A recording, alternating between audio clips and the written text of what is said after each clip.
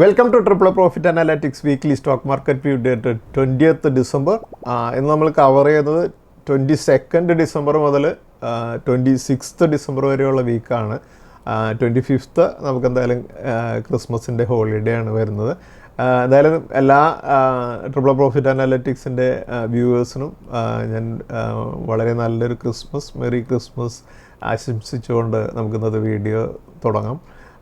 എന്തായാലും ഡിസംബർ മന്തിൽ നമ്മൾ പല പ്രാവശ്യം വീഡിയോയിൽ സംസാരിച്ചൊരു കാര്യമാണ്, ഫോറിൻ ഇൻസ്റ്റിറ്റ്യൂഷൻസ് എല്ലാം ഒരു ഹോളിഡേ മൂഡിലേക്ക് പോകുന്നതുകൊണ്ടും ഇന്ത്യയിലും ബേസിക്കായിട്ടുള്ള എല്ലാ HNIസും എല്ലാം അവരുടെ ഒരു വെക്കേഷൻ മൂഡിലേക്ക് പോകുന്നതുകൊണ്ട് മാർക്കറ്റിൽ കാര്യമായിട്ടുള്ള ആക്ടിവിറ്റീസ് ഒന്നും ഉണ്ടാവില്ല എന്നുള്ളൊരു കാര്യം നമ്മൾ കഴിഞ്ഞ വീഡിയോസിലെല്ലാം സംസാരിച്ചിരുന്നതാണ്. അതുപോലെ തന്നെ നമുക്ക് കാണാം നിഫ്റ്റിയും എല്ലാം ഒരു 100 പോയിൻറ്റ്സിലധികം ഒന്നും മൂവ് ചെയ്യാതെ തന്നെയാണ് ഓരോ വീക്കിലും ക്ലോസ് ചെയ്യുന്നത്. അപ്പോൾ കഴിഞ്ഞ ആഴ്ചയിലും നമ്മൾ കുറച്ച് ദിവസമായിട്ട് മിഡ് ക്യാപ് സ്റ്റോക്കുകളൊക്കെ നമുക്ക് അറിയാം 2025 നിഫ്റ്റി ഹയർ ലെവൽസിൽ തന്നെ 26,000 അടുത്ത് തന്നെ ട്രേഡ് ചെയ്യുന്നുണ്ടെന്നുണ്ടെങ്കിലും സ്മോൾ ക്യാപ് സ്റ്റോക്കുകളും മിഡ് ക്യാപ് സ്റ്റോക്കുകളൊക്കെ ഒരു വലിയൊരു സെൽ ഓഫ് കഴിഞ്ഞാണ് ട്രേഡ് ചെയ്തുകൊണ്ടിരിക്കുന്നത്. അപ്പോൾ ഡിസംബർ മന്തിൻ്റെ പക്ഷേ ഒരു 15th ശേഷം പലപ്പോഴും ഇതിൽ ബീറ്റൺ ഡൗൺ ആയിട്ടുള്ള പല സ്റ്റോക്കുകളും മ്യൂച്വൽ ഫണ്ടുകളൊക്കെ ബൈ ചെയ്യാൻ സ്റ്റാർട്ട് ചെയ്യാറുണ്ട്. അതിൻ്റെ ഒരു കൃത്യമായിട്ടുള്ളൊരു ലക്ഷണം നമുക്ക് കഴിഞ്ഞ ഫ്രൈഡേയിൽ കണ്ടു. പല സ്റ്റോക്കുകളും മിഡ് ക്യാപ് സ്റ്റോക്കുകളിലൊക്കെ പല സ്റ്റോക്കുകളും 5%-ലധികമൊക്കെ ഉയർന്നു പോകുന്നുണ്ടായിരുന്നു. പല സ്റ്റോക്കുകളും 10%-ലധികവും ഉയർന്നിട്ടുണ്ടായിരുന്നു. അപ്പോൾ ഈ ഒരു ബൈയിങ്ങിൻ്റെ ഒരു ട്രെൻഡ് ഇനി ജനുവരിയിലേക്ക് മൂവ് ചെയ്യുമ്പോൾ ഫോർ ഇൻസ്റ്റിറ്റ്യൂഷൻസൂടെ വരുമ്പോൾ കുറേ കൂടി സ്ട്രോങ് ആവും എന്ന് തന്നെയാണ് ഞാൻ എക്സ്പെക്റ്റ് ചെയ്യുന്നത്. എന്തായാലും വളരെ കുറേയധികം സ്റ്റോക്കുകൾ അണ്ടർ വാല്യൂഡ് ആയിട്ടുള്ളൊരു ലെവലിലേക്ക് സെൽ ഓഫ് കഴിഞ്ഞ് ട്രേഡ് ചെയ്യുന്നുണ്ട്. അപ്പോൾ ടെക്നിക്കലി നോക്കുകയാണെങ്കിലും വളരെ ബീറ്റൺ ഡൗൺ ആണ്. അപ്പോൾ നമ്മൾ ജനുവരി ആരെങ്കിലും ബൈ ചെയ്യാൻ ഉദ്ദേശിക്കുന്നുണ്ടെങ്കിൽ ജനുവരിയിലേക്ക് വെയിറ്റ് ചെയ്യാതെ ഇപ്പോൾ അടുത്ത ആഴ്ചയിലെങ്കിലും ക്രിസ്മസിന് മുമ്പായിട്ടുള്ള ദിവസങ്ങളിലെങ്കിലും ബൈ ചെയ്യാനായിട്ട് ശ്രമിക്കുക. അതുപോലെ ഞാൻ കഴിഞ്ഞ ആഴ്ചയിൽ നമുക്ക് ഈ വീഡിയോയിൽ ഇന്നത്തെ വീഡിയോ തുടങ്ങുന്നതിന് മുമ്പ് തന്നെ ഇന്നൊരു വീഡിയോയിൽ നമ്മൾ വളരെ സീരിയസ് ആയിട്ടുള്ളൊരു കാര്യത്തെക്കുറിച്ചാണ് സംസാരിക്കുന്നത്. PE റേഷ്യോ എന്നുള്ള ഒരു വളരെ ഇമ്പോർട്ടൻ്റ് ആയിട്ടുള്ള കാര്യത്തെ കുറിച്ചാണ് സംസാരിക്കുന്നത്. അതിന് തൊട്ട് മുമ്പായിട്ട് ഞാൻ കഴിഞ്ഞ ആഴ്ചയിൽ മുംബൈയിൽ പോവുകയുണ്ടായി. 1-2 മീറ്റിങ്സ് ഉണ്ടായിരുന്നു. അതോടൊപ്പം തന്നെ മെസ്സിയുടെ ഗോട്ട് എന്നുള്ള ഒരു പ്രോഗ്രാം ഉണ്ടായതിലേക്ക് അപ്പോൾ മകനും എൻ്റെ ബ്രദറിനുമൊക്കെ മെസ്സിയെ ഒന്ന് കാണണമെന്നുള്ളൊരു കാര്യം കൂടെ പറഞ്ഞിരുന്നുകൊണ്ട് തന്നെ ഞങ്ങൾ അതിൻ്റെയും ബുക്ക് ചെയ്തിട്ടുണ്ടായിരുന്നു. അപ്പോൾ അതിന് വേണ്ടിയിട്ടാണ് ബേസിക്കലി ഞങ്ങൾ പോയത്. എന്തായാലും എല്ലാ പ്രാവശ്യവും മുംബൈയിൽ പോകുമ്പോൾ ബോംബെ സ്റ്റോക്ക് എക്സ്ചേഞ്ചിലേക്ക് പോവുക എന്നുള്ളതൊരു എന്നെ സംബന്ധിച്ചിടത്തോളം എൻ്റെ ഒരു ഹാബിറ്റാണ്. കാരണം നമുക്കറിയാം വർഷങ്ങൾക്ക് മുമ്പ് 2000 മുമ്പൊക്കെ BSE എന്ന് പറഞ്ഞാൽ നമുക്കൊന്നും ചിന്തിക്കാൻ പറ്റാത്ത ഒരു സ്ഥാപനമായിരുന്നു. കാരണം അതിലൊരു കാർഡിന് 3 കോടിയും 4 കോടിയൊക്കെ വിലയുണ്ടായിരുന്നൊരു കാലമുണ്ടായിരുന്നു. കാരണം അതിലൊരു കാർഡുള്ള മെമ്പറുടെ കീഴിലുള്ള മറ്റുള്ള സബ് ബ്രോക്കേഴ്സിനൊക്കെ മാത്രമാണ് അവിടുത്തെ ട്രേഡിംഗ് ഹാളിലേക്ക് ആക്സസ് ഉണ്ടായിരുന്നുള്ളൂ. അന്നത്തെ കാലത്ത് നമുക്കിതുപോലെ ട്രേഡിംഗ് ടെർമിനൽസ് ഒന്നും നമുക്ക് ആക്സസ് ഇല്ലായിരുന്നൊരു സമയമാണ്. അന്ന് അവിടുത്തെ ട്രേഡിംഗ് ഹാളിൽ അന്ന് ഔട്ട്ക്രൈ സിസ്റ്റം എന്ന് പറയും. അവിടെ നിന്ന് അവിടുത്തെ ഹാളിൽ നിന്നുകൊണ്ട് തന്നെ ബയറും സെല്ലറും തമ്മിലുള്ള ട്രേഡുകളാണ് നടന്നിരുന്നത്. അപ്പോൾ അതിലേക്കൊന്നും കോമൺ ആയിട്ടുള്ള ആൾക്കാർക്ക് ഒന്നും ആക്സസ് ഇല്ലാത്തിരുന്ന ഒരു കാലഘട്ടമായിരുന്നു അന്നെന്നുണ്ടെങ്കിൽ. ഇന്ന് നമുക്ക് നോക്കിയാൽ കാണാം BSE അതിനുശേഷം ലിസ്റ്റ് ചെയ്തു. BSEയുടെ സ്റ്റോക്കുകൾ നമുക്കെല്ലാം ബൈ ചെയ്യാനുള്ള സാഹചര്യം ഉണ്ടായപ്പോൾ ഇന്ന് BSE എന്നുള്ള സ്റ്റോക്ക് ഞാൻ പല പ്രാവശ്യം വീഡിയോയിൽ പറഞ്ഞിട്ടുള്ള കാര്യമാണ്. എൻ്റെ പോർട്ട്ഫോളിയോയിലുള്ളൊരു സ്റ്റോക്ക് കൂടിയാണ്. അപ്പോൾ ബേസിക്കലി നമ്മൾ ഒരു നല്ലൊരു കമ്പനിയിൽ കുറച്ചധികം കൂടുതൽ എമൗണ്ട് ഇൻവെസ്റ്റ് ചെയ്ത് കഴിഞ്ഞാൽ ഞാനിപ്പോൾ പറയുന്നൊരു കാര്യമാണ്, ആ കമ്പനിയെ സ്വയം ഓൺ ചെയ്യുന്നു എന്നുള്ള രീതിയിൽ തന്നെ നമ്മൾ വിശ്വസിക്കണം. അപ്പോഴാണ് നമുക്ക് ആ കമ്പനിയോട് കൂടുതൽ സ്നേഹം ഉണ്ടാകുകയുള്ളൂ. അപ്പോൾ നമ്മൾ ആ കമ്പനിയുടെ ഡേ ടു ഡേ അഫെയർസിലൊന്നും നമ്മൾ ഇൻവോൾവ് ആവുന്നില്ല എന്നുണ്ടെങ്കിലും നമ്മൾ ആ കമ്പനിയുടെ ഹെഡ് ഓഫീസൊക്കെ ഉള്ളൊരു സ്ഥലത്ത് പോകുമ്പോൾ ആ കമ്പനി വിസിറ്റ് ചെയ്യുക എന്നുള്ളത് കൂടെ ചെയ്യുകയാണെങ്കിൽ നമുക്ക് ആ കമ്പനിയോട് കൂടുതലൊരു അറ്റാച്ച്മെൻറ്റ് വരും എന്നുള്ളത് നമ്മൾ മനസ്സിലാക്കണം. അപ്പോൾ അതുപോലെ തന്നെ ഞങ്ങൾ കഴിഞ്ഞ ആഴ്ചയിൽ മുംബൈയിൽ പോയപ്പോൾ ഞാൻ BSEയിൽ പോവുകയുണ്ടായി. അതിൻ്റെ ഒരു ഫോട്ടോ ആണ് നിങ്ങളിപ്പോൾ കാണുന്നത്. അതിനുശേഷം ഞാൻ അവിടെ നിന്ന് തിരിച്ചു വന്നത്, നമുക്കറിയാം കഴിഞ്ഞ ആഴ്ച ഒരു 2 ആഴ്ച മുമ്പ് നമ്മുടെ ഇന്ത്യയിൽ ഏറ്റവും കൂടുതലൊരു ഇഷ്യൂ ആയൊരു കാര്യമാണ് നമ്മുടെ എയർപോർട്ട്സിലെല്ലാം വലിയൊരു കൺജഷൻ ഉണ്ടാക്കി ഇൻഡിഗോയിൻ്റെ കുറേയധികം ഷെഡ്യൂൾസ് ക്യാൻസൽ ചെയ്തത് അല്ലേ. അപ്പോൾ അതിനുശേഷമാണ് ഞങ്ങളിപ്പോൾ ഇങ്ങോട്ട് വരുന്നതിന് ആദ്യം ഇൻഡിഗോയിലാണ് ബുക്ക് ചെയ്തിരുന്നത്. അത് ക്യാൻസൽ ചെയ്തതിന് ശേഷമാണ് ഞാൻ ആകാശ എയർലൈൻസിൽ ടിക്കറ്റ് ബുക്ക് ചെയ്തത്. അപ്പോൾ ആകാശയിൽ ഞാനും മകനും ബ്രദറും കൂടെ തിരിച്ചു വരുന്നതിൻ്റെ ഒരു ഫോട്ടോ ആണ് നിങ്ങളിപ്പോൾ കാണുന്നത്. ഈ ആകാശ എയർലൈൻസിൻ്റെ പ്രൊമോട്ടറായിട്ടുള്ളത് രാകേഷ് ജുൻജുൻവാല എന്നുള്ള നമ്മുടെ ഇന്ത്യയിലെ ഏറ്റവും വലിയ ഇൻവെസ്റ്ററായിട്ടുള്ള എൻ്റെ ഒരു മെൻറ്ററും കൂടി ആയിട്ടുള്ള അദ്ദേഹമാണ്. അപ്പോൾ നമുക്ക് അദ്ദേഹത്തിൻ്റെ ഒരു ദീർഘവീക്ഷണം ഞാൻ ആ ഫ്ലൈറ്റിൽ കയറി കഴിഞ്ഞപ്പോഴാണ് എനിക്ക് മനസ്സിലായത്. കാരണം ഇന്ത്യയിൽ ഇതുപോലെ നമ്മളൊരു 2 ആഴ്ച മുമ്പ് കണ്ടതാണ് മോർ ദാൻ 65% മാർക്കറ്റ് ഷെയറുള്ള ഇൻഡിഗോ എന്നുള്ള ഒരു കമ്പനിക്കൊരു അവരുടെ ഓപ്പറേഷൻസിലൊരു ഡിസ്ട്രപ്ഷൻ വന്നപ്പോൾ വളരെയധികം നമ്മൾ കണ്ടമാനം പേരുടെ പേഴ്സണലായിട്ടുള്ള അവരുടെ ട്രാവലിങ്ങും അതുപോലെ തന്നെ ബിസിനസ് ട്രാവലിങ്ങും എല്ലാം വലിയ രീതിയിൽ ഡിസ്ട്രപ്ഷൻ സംഭവിക്കുന്നത് നമ്മൾ കണ്ടുമില്ല. അപ്പോൾ അത് ഇന്ത്യയിലെ വലിയൊരു ഓപ്പർച്യൂണിറ്റി കണ്ടുകൊണ്ടാണ് രാകേഷ് സാറ് അന്ന് ഇതുപോലെയുള്ളൊരു ആകാശം എന്നുള്ളൊരു എയർലൈനിന് പ്രൊമോട്ട് ചെയ്യാനായിട്ട് മുന്നോട്ട് വന്നതെന്ന് നമുക്കതിൽ നിന്ന് മനസ്സിലാക്കാൻ സാധിക്കും. അതുപോലെ തന്നെ ആകാശ ഞാൻ പ്രതീക്ഷിച്ചതിലൊക്കെ വളരെ നല്ല സർവീസാണ് അവർ നൽകുന്നത്. സ്റ്റാഫെല്ലാം വളരെ കോപ്പറേറ്റ് ചെയ്യുന്നൊരു സർവീസാണ്. അപ്പോൾ ആരെങ്കിലും ആകാശയുടെ സർവീസ് എക്സ്പീരിയൻസ് ചെയ്യാത്തവരുണ്ടെങ്കിൽ ഇനിയൊരു ട്രാവൽ ചെയ്യുമ്പോൾ ആകാശയിലൂടെ ബുക്ക് ചെയ്ത് ട്രാവൽ ചെയ്യുന്നത് ഒരു അനുഭവമായിരിക്കുമെന്ന് തന്നെയാണ് എനിക്ക് തോന്നുന്നത്. നമ്മളിപ്പോൾ കാണുന്നത് നിഫ്റ്റിയുടെ വീക്ക്ലി ചാർട്ടാണ്. വീക്ക്ലി ചാർട്ടിൽ നമുക്ക് കാണാം മാർക്കറ്റ് കഴിഞ്ഞ ആഴ്ചയിൽ 80 പോയിൻറ്റ്സ് കൂടെ താഴ്ന്ന് 25,966 ക്ലോസ് ചെയ്തിരിക്കുന്നത് കാണാൻ സാധിക്കും.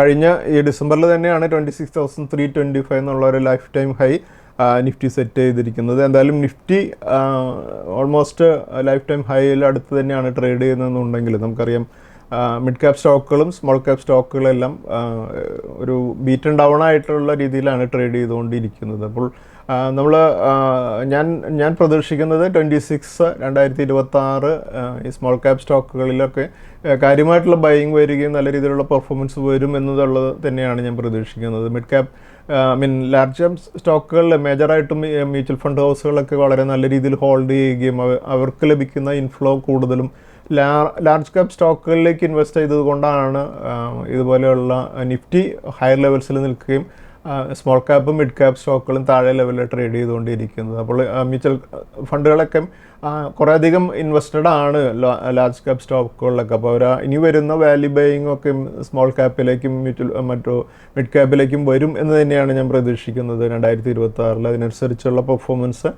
നല്ല സ്റ്റോക്കുകളും നമുക്ക് പ്രതീക്ഷിക്കാം. അതുപോലെ തന്നെ നമ്മൾ കഴിഞ്ഞ ദിവസങ്ങളിൽ ലിസ്റ്റ് ചെയ്ത ചില സ്റ്റോക്കുകൾ, ഗ്രോ എന്നുള്ള സ്റ്റോക്ക് നമുക്കറിയാം ഇന്ത്യയിൽ ഏറ്റവും കൂടുതൽ ഡിമാറ്റ് അക്കൗണ്ട്സ് ഓപ്പൺ ചെയ്തിട്ടുള്ള ഒരു ബ്രോക്കിംഗ് കമ്പനിയാണ് ഗ്രോ എന്നുള്ളത് അല്ലേ. ആ കമ്പനി ലിസ്റ്റ് ചെയ്തതിന് ശേഷം വളരെ നല്ല രീതിയിൽ പെർഫോം ചെയ്തു. അതുപോലെ തന്നെ കഴിഞ്ഞ ദിവസത്തിൽ മീഷോ എന്നുള്ള ഒരു ഓൺലൈൻ പ്ലാറ്റ്ഫോം വളരെ നല്ല രീതിയിൽ ലിസ്റ്റ് ചെയ്തതിന് ശേഷം ഹയർ ലെവലിലേക്ക് മൂവ് ചെയ്യുന്നുണ്ടായിരുന്നു. അപ്പോൾ പുതിയതായിട്ട് ഇതുപോലെയുള്ള IPOകൾ വരുന്നത് ലിസ്റ്റ് ചെയ്യുന്നതിൽ നമ്മൾ ഇൻവെസ്റ്റ് ചെയ്താൽ തന്നെയും നല്ല രീതിയിലൊരു റാലി ലഭിക്കുകയാണെന്നുണ്ടെങ്കിൽ അതിൽ പ്രോഫിറ്റ് ബുക്ക് ചെയ്ത് ഇനിയും വീണ്ടും താഴെ വരുമ്പോൾ വാങ്ങാനുള്ളൊരു സ്ട്രാറ്റജി ഫോളോ ചെയ്യുന്നത് നല്ലതായിരിക്കും. അപ്പോൾ പല IPOകളും വളരെ നല്ല രീതിയിൽ നടക്കുന്നുമുണ്ട്. അപ്പോൾ നമ്മൾ കഴിഞ്ഞ ആഴ്ചയിൽ കണ്ട മറ്റൊരു മേജറായിട്ടുള്ള IPO ആയിരുന്നു ICICI അസറ്റ് മാനേജ്മെൻറ്റ് കമ്പനിയുടെ ലിസ്റ്റിംഗ്. വളരെ വലിയൊരു കമ്പനിയാണ്, ഇന്ത്യയിൽ തന്നെ ഏറ്റവും സൈസുള്ള അസറ്റ് മാനേജ്മെൻറ്റ് കമ്പനിയാണ് ICICI പ്രൊഡൻഷ്യലിൻ്റെ ഈ AMC. അതും കഴിഞ്ഞ ആഴ്ചയിൽ ഒരു 20% പ്രീമിയത്തിലാണ് ലിസ്റ്റ് ചെയ്തിരിക്കുന്നത്. അതുപോലെ നമ്മൾ കഴിഞ്ഞ ആഴ്ചയിൽ സെൻസെക്സിൻ്റെ ചാർട്ടാണ് നമ്മളിപ്പോൾ കാണുന്നത്. സെൻസെക്സ് 84,929 338 പോയിൻറ്റ്സ് താഴ്ന്നാണ് ക്ലോസ് ചെയ്തിരിക്കുന്നത് നമുക്ക് കാണാൻ സാധിക്കും. അതുപോലെ നിഫ്റ്റിയുടെ മിഡ് ക്യാപ്പ് 100 ഇൻഡെക്സ് 26 പോയിൻറ്റ്സ് ഉയർന്നാണ് 60,310 കഴിഞ്ഞ ആഴ്ചയിൽ ക്ലോസ് ചെയ്തിരിക്കുന്നത്. അതുപോലെ സ്മോൾ ക്യാപ്പ് ഇൻഡെക്സ് 17,390 യാതൊരു ചേഞ്ചും ഇല്ലാതെയുമാണ് കഴിഞ്ഞ ആഴ്ചയിൽ ക്ലോസ് ചെയ്തിരിക്കുന്നത് നമുക്ക് കാണാൻ സാധിക്കും. അപ്പോൾ മാർക്കറ്റിൽ കാര്യമായിട്ടുള്ള പാർട്ടിസിപ്പേഷൻ ഇല്ല എന്നുള്ളത് ഇൻഡെക്സുകളുടെ മൂവ്മെൻറ്റിൽ നിന്ന് നമുക്ക് മനസ്സിലാക്കാൻ സാധിക്കും. അതുപോലെ നമ്മൾ ഇന്നത്തെ വീഡിയോയിൽ നമുക്കറിയാം മാർക്കറ്റിനെ കുറിച്ച് കാര്യമായിട്ടുള്ള ഡിസ്കഷനുള്ള കാര്യങ്ങളില്ല എന്നറിയാം. അതുകൊണ്ട് തന്നെയാണ് നമ്മൾ കഴിഞ്ഞ വീഡിയോസിലെല്ലാം പലപ്പോഴും നമ്മുടെ വ്യൂവേഴ്സിന് കുറച്ചുകൂടെ കാര്യങ്ങളെക്കുറിച്ച് മാർക്കറ്റിലെ കുറച്ച് കാര്യങ്ങളെക്കുറിച്ച് എങ്ങനെയാണ് ഒരു ഇൻവെസ്റ്റർ സ്റ്റോക്ക് മാർക്കറ്റിനെ അപ്രോച്ച് ചെയ്യേണ്ടതെന്നുള്ളതിനെക്കുറിച്ച് സംസാരിക്കണം എന്നുള്ള കുറേ റിക്വസ്റ്റുകൾ നമുക്ക് ലഭിക്കാറുണ്ട്. അപ്പോൾ അതുകൊണ്ട് അങ്ങനെയുള്ള പോർഷൻ കൂടെ കുറച്ച് ഡീപ്പായിട്ട് കൂടെ ഇൻക്ലൂഡ് ചെയ്തുകൊണ്ടാണ് നമ്മളിപ്പോൾ വീഡിയോസ് ചെയ്യുന്നത്. അപ്പോൾ പല വീഡിയോസും ചില ദിവസങ്ങളിലൊക്കെ ഓൾമോസ്റ്റ് 1 ഹവറിൻ്റെ അടുത്ത് വരെയൊക്കെ പോകുന്നുണ്ട്. അപ്പോൾ ഒരുപക്ഷെ മുമ്പ് നമ്മുടെ വീഡിയോസ് കണ്ടിരുന്നവർക്ക് അറിയാം, പലപ്പോഴും പല വീഡിയോസും 1 ഹവറിന് മുകളിലൊക്കെ പോകാറുണ്ട്. പക്ഷേ ഞാൻ പലപ്പോഴും കമൻസ് കാണാറുണ്ട്, എന്തിനാണ് ഇത്ര വലിയ വീഡിയോസ് ചെയ്യുന്നത് എന്നുള്ളൊരു കാര്യം. അപ്പോൾ ബേസിക്കലി സ്റ്റോക്ക് മാർക്കറ്റിനെ വെൽത്ത് ക്രിയേറ്റ് ചെയ്യണമെങ്കിൽ നമ്മൾ അവിടെ ഒരു മിനിമം എഫർട്ട് ചെയ്യണമെന്നുള്ള കാര്യം മനസ്സിലാക്കുക. ഇതൊരു പെട്ടെന്ന് ഓടി വന്ന് ഇവിടുന്ന് കുറേ പൈസ വാരിക്കൊണ്ട് പോകാൻ പറ്റുന്ന ഒരു കാര്യമല്ല. ഇവിടെ കുറേ കാര്യങ്ങൾ നമുക്ക് പഠിക്കാനുണ്ട്, മനസ്സിലാക്കാനുണ്ട്. കുറേയധികം പേഷ്യൻസോടുകൂടി ഇവിടെ നിന്നാൽ മാത്രമേ ഇവിടുന്ന് നമുക്ക് വെൽത്ത് ക്രിയേറ്റ് ചെയ്യാൻ പറ്റുള്ളൂ. ഇപ്പോൾ നോക്കൂ, നമുക്ക് പലർക്കും ഈ കോവിഡിന് ശേഷം മാർക്കറ്റിൽ നിന്ന് വലിയ രീതിയിലുള്ള വെൽത്ത് ക്രിയേറ്റ് ചെയ്യാനായിട്ട് വളരെ ഫാസ്റ്റായിട്ട് പറ്റിയൊരു സമയമുണ്ട്. പക്ഷേ കഴിഞ്ഞൊരു വർഷങ്ങളായിട്ട് നമുക്ക് കാണാം മാർക്കറ്റ് വളരെ സ്ലോ ആണ്. ആ സമയത്ത് നമ്മൾ പേഷ്യൻസ് നശിച്ച് മാർക്കറ്റ് നമ്മുടെ പോർട്ട്ഫോളിയോ എല്ലാം വിറ്റ് ഇവിടുന്ന് ലോസ് ബുക്ക് ചെയ്ത് പോകുന്നവർ പലരുണ്ട്. നമുക്ക് ഞാനിപ്പോഴും പലപ്പോഴും പലയിടത്തും കാണുന്ന ഒരു റിയാക്ഷനാണ് റീറ്റെയിൽ ഇൻവെസ്റ്റേഴ്സിൻ്റെ ഞാൻ എൻ്റെ പോർട്ട്ഫോളിയോ എല്ലാം വിറ്റു ലോസായി എന്ന് പറയുന്നത് പലരും. അപ്പോൾ അത് ഒരു കോൺട്രറിയൻ സമീപനമാണ് സ്റ്റോക്ക് മാർക്കറ്റിൽ. ഇൻവെസ്റ്റേഴ്സ് പെട്ടെന്ന് ഒരു ആവേശം മൂത്ത് സ്റ്റോക്ക് മാർക്കറ്റിൻ്റെ ഒരു നല്ല സമയത്ത് ഒന്ന് ഇൻവെസ്റ്റ് ചെയ്യുകയും താഴെ ലെവലിൽ എക്സിറ്റ് ചെയ്യുകയും ചെയ്യുന്നത്. ഇതിനെയാണ് കോൺട്രറിയൻ ഒരു സമീപനം എന്ന് പറയുന്നത്. റീറ്റെയിൽ ക്ലയൻസിൻ്റെ ഈ കോൺട്രറിയൻ സമീപനം മൂലമാണ് സ്റ്റോക്ക് മാർക്കറ്റിൽ ലോസ് വരുന്നത്. അതായത് അവർ ഹയർ ലെവലിൽ വന്ന് വാങ്ങുകയും താഴെ ലെവലിൽ വരുമ്പോൾ ഭയന്ന് വിൽക്കുകയും ചെയ്യുക. അതേസമയം അവിടെ വെയിറ്റ് ചെയ്ത് വീണ്ടും മാർക്കറ്റിൻ്റെ അടുത്തൊരു ഹയർ ലെവലിലേക്കുള്ള മൂവ്മെൻറ്റ് വരെ വെയിറ്റ് ചെയ്ത് വീണ്ടും ആ സ്റ്റോക്കുകളൊക്കെ തന്നെ പ്രോഫിറ്റിൽ വരുമ്പോൾ വിൽക്കുന്നതിന് പകരം ഭയന്ന് വിൽക്കുക എന്നുള്ളത്, താഴെ ലെവലിൽ ഭയന്ന് വിൽക്കുക, ലോസ് ബുക്ക് ചെയ്യുക എന്നുള്ളതാണ് ഇതിൽ എക്സ്പീരിയൻസ് ഇല്ലായ്മ കൊണ്ട് ചെയ്യുന്നതാണ്. പലരും ആ ഒരു പീരീഡ് ഒരു പ്രാവശ്യം നമ്മൾ ആ ഭയന്ന് മാറാതെ അവിടെ തന്നെ നിൽക്കുന്ന ആ ഒരു സൈക്കിളിൽ അവിടെ തന്നെ നിന്ന് അത് പ്രോഫിറ്റ് ബുക്ക് ചെയ്യുന്നൊരു എക്സ്പീരിയൻസ് ലൈഫിലുണ്ടായി കഴിഞ്ഞാൽ ഇതിൽ ഇത്രയേ ഉള്ളൂ എന്നുള്ളൊരു കാര്യം മനസ്സിലാക്കി ഇവിടെ നിന്ന് പ്രോഫിറ്റ് നേടാൻ തുടങ്ങിക്കഴിഞ്ഞാൽ പിന്നെ ഇതൊരു എക്സ്പീരിയൻസായി ഒരു അനുഭവമായി മാറിക്കഴിഞ്ഞാൽ പിന്നെ നമുക്ക് സ്റ്റോക്ക് മാർക്കറ്റിൽ നിന്ന് കണ്ടിന്യൂസ് ആയിട്ട് വെൽത്ത് ക്രിയേറ്റ് ചെയ്യാൻ സാധിക്കും. അപ്പോൾ മാർക്കറ്റിന് ഒരു സൈക്കിൾ എപ്പോഴും ഉണ്ടാകുന്നുള്ള കാര്യം ഇപ്പോൾ നമ്മൾ കഴിഞ്ഞ ആഴ്ചത്തെ വീഡിയോയിലും മാർക്കറ്റിൻ്റെ സൈക്കിളിൽ പലരും ആ യൂഫോറിയ എന്ന് പറയുന്ന എല്ലാവരും സ്റ്റോക്ക് മാർക്കറ്റിലേക്ക് കയ്യിലുള്ള പണം മുഴുവൻ ഇൻവെസ്റ്റ് ചെയ്ത് പ്രോഫിറ്റ് നേടിക്കൊണ്ടിരിക്കുന്ന മാർക്കറ്റിൽ നിന്ന് അടുത്തൊരു പാനിക് സിറ്റുവേഷനിലേക്ക് മാർക്കറ്റ് പോകുമ്പോൾ ആ സ്റ്റോക്കുകൾ വിൽക്കാതെ അവിടെ നിൽക്കുക എന്നുള്ളത് വളരെ ഇമ്പോർട്ടൻ്റ് ആണ്. അപ്പോൾ ഞാൻ പക്ഷേ ഇത് പറയുമ്പോൾ ഏതെങ്കിലും ഒരു മോശം സ്റ്റോക്കിനെ വാങ്ങിയിട്ട് അത് മാർക്കറ്റ് താഴുമ്പോഴും അത് കയ്യിൽ വെച്ച് പിന്നെ ലോസിലേക്ക് പോകുന്നതിനെ പറ്റിയല്ല ഞാൻ പറയുന്നത്. ഒരു നല്ല മാനേജ്മെൻ്റ് ഉള്ളൊരു കമ്പനി, നല്ല പ്രോഫിറ്റിലുള്ളൊരു കമ്പനി, ആ ഒരു കമ്പനിയുടെ ബിസിനസ് പൊട്ടൻഷ്യലൂടെ കണ്ട് നമ്മൾ ഇൻവെസ്റ്റ് ചെയ്തൊരു കമ്പനി താഴേക്ക് പോയി കഴിഞ്ഞാൽ നമ്മൾ ഭയക്കാതെ അവിടെ നിൽക്കുക എന്നുള്ളതാണ് ഇവിടെ ഇമ്പോർട്ടൻ്റ് ആയിട്ടുള്ള കാര്യം. അപ്പോൾ നമുക്ക് ഈ ഒരു കമ്പനിയുടെ നമ്മൾ ഇൻവെസ്റ്റ്മെൻറ്റിന് കൺസിഡർ ചെയ്യുമ്പോൾ വളരെ ഇമ്പോർട്ടൻ്റ് ആയിട്ട് നമ്മൾ കൺസിഡർ ചെയ്യുന്ന ഒരു കാര്യമാണ് PE, price to earning ratio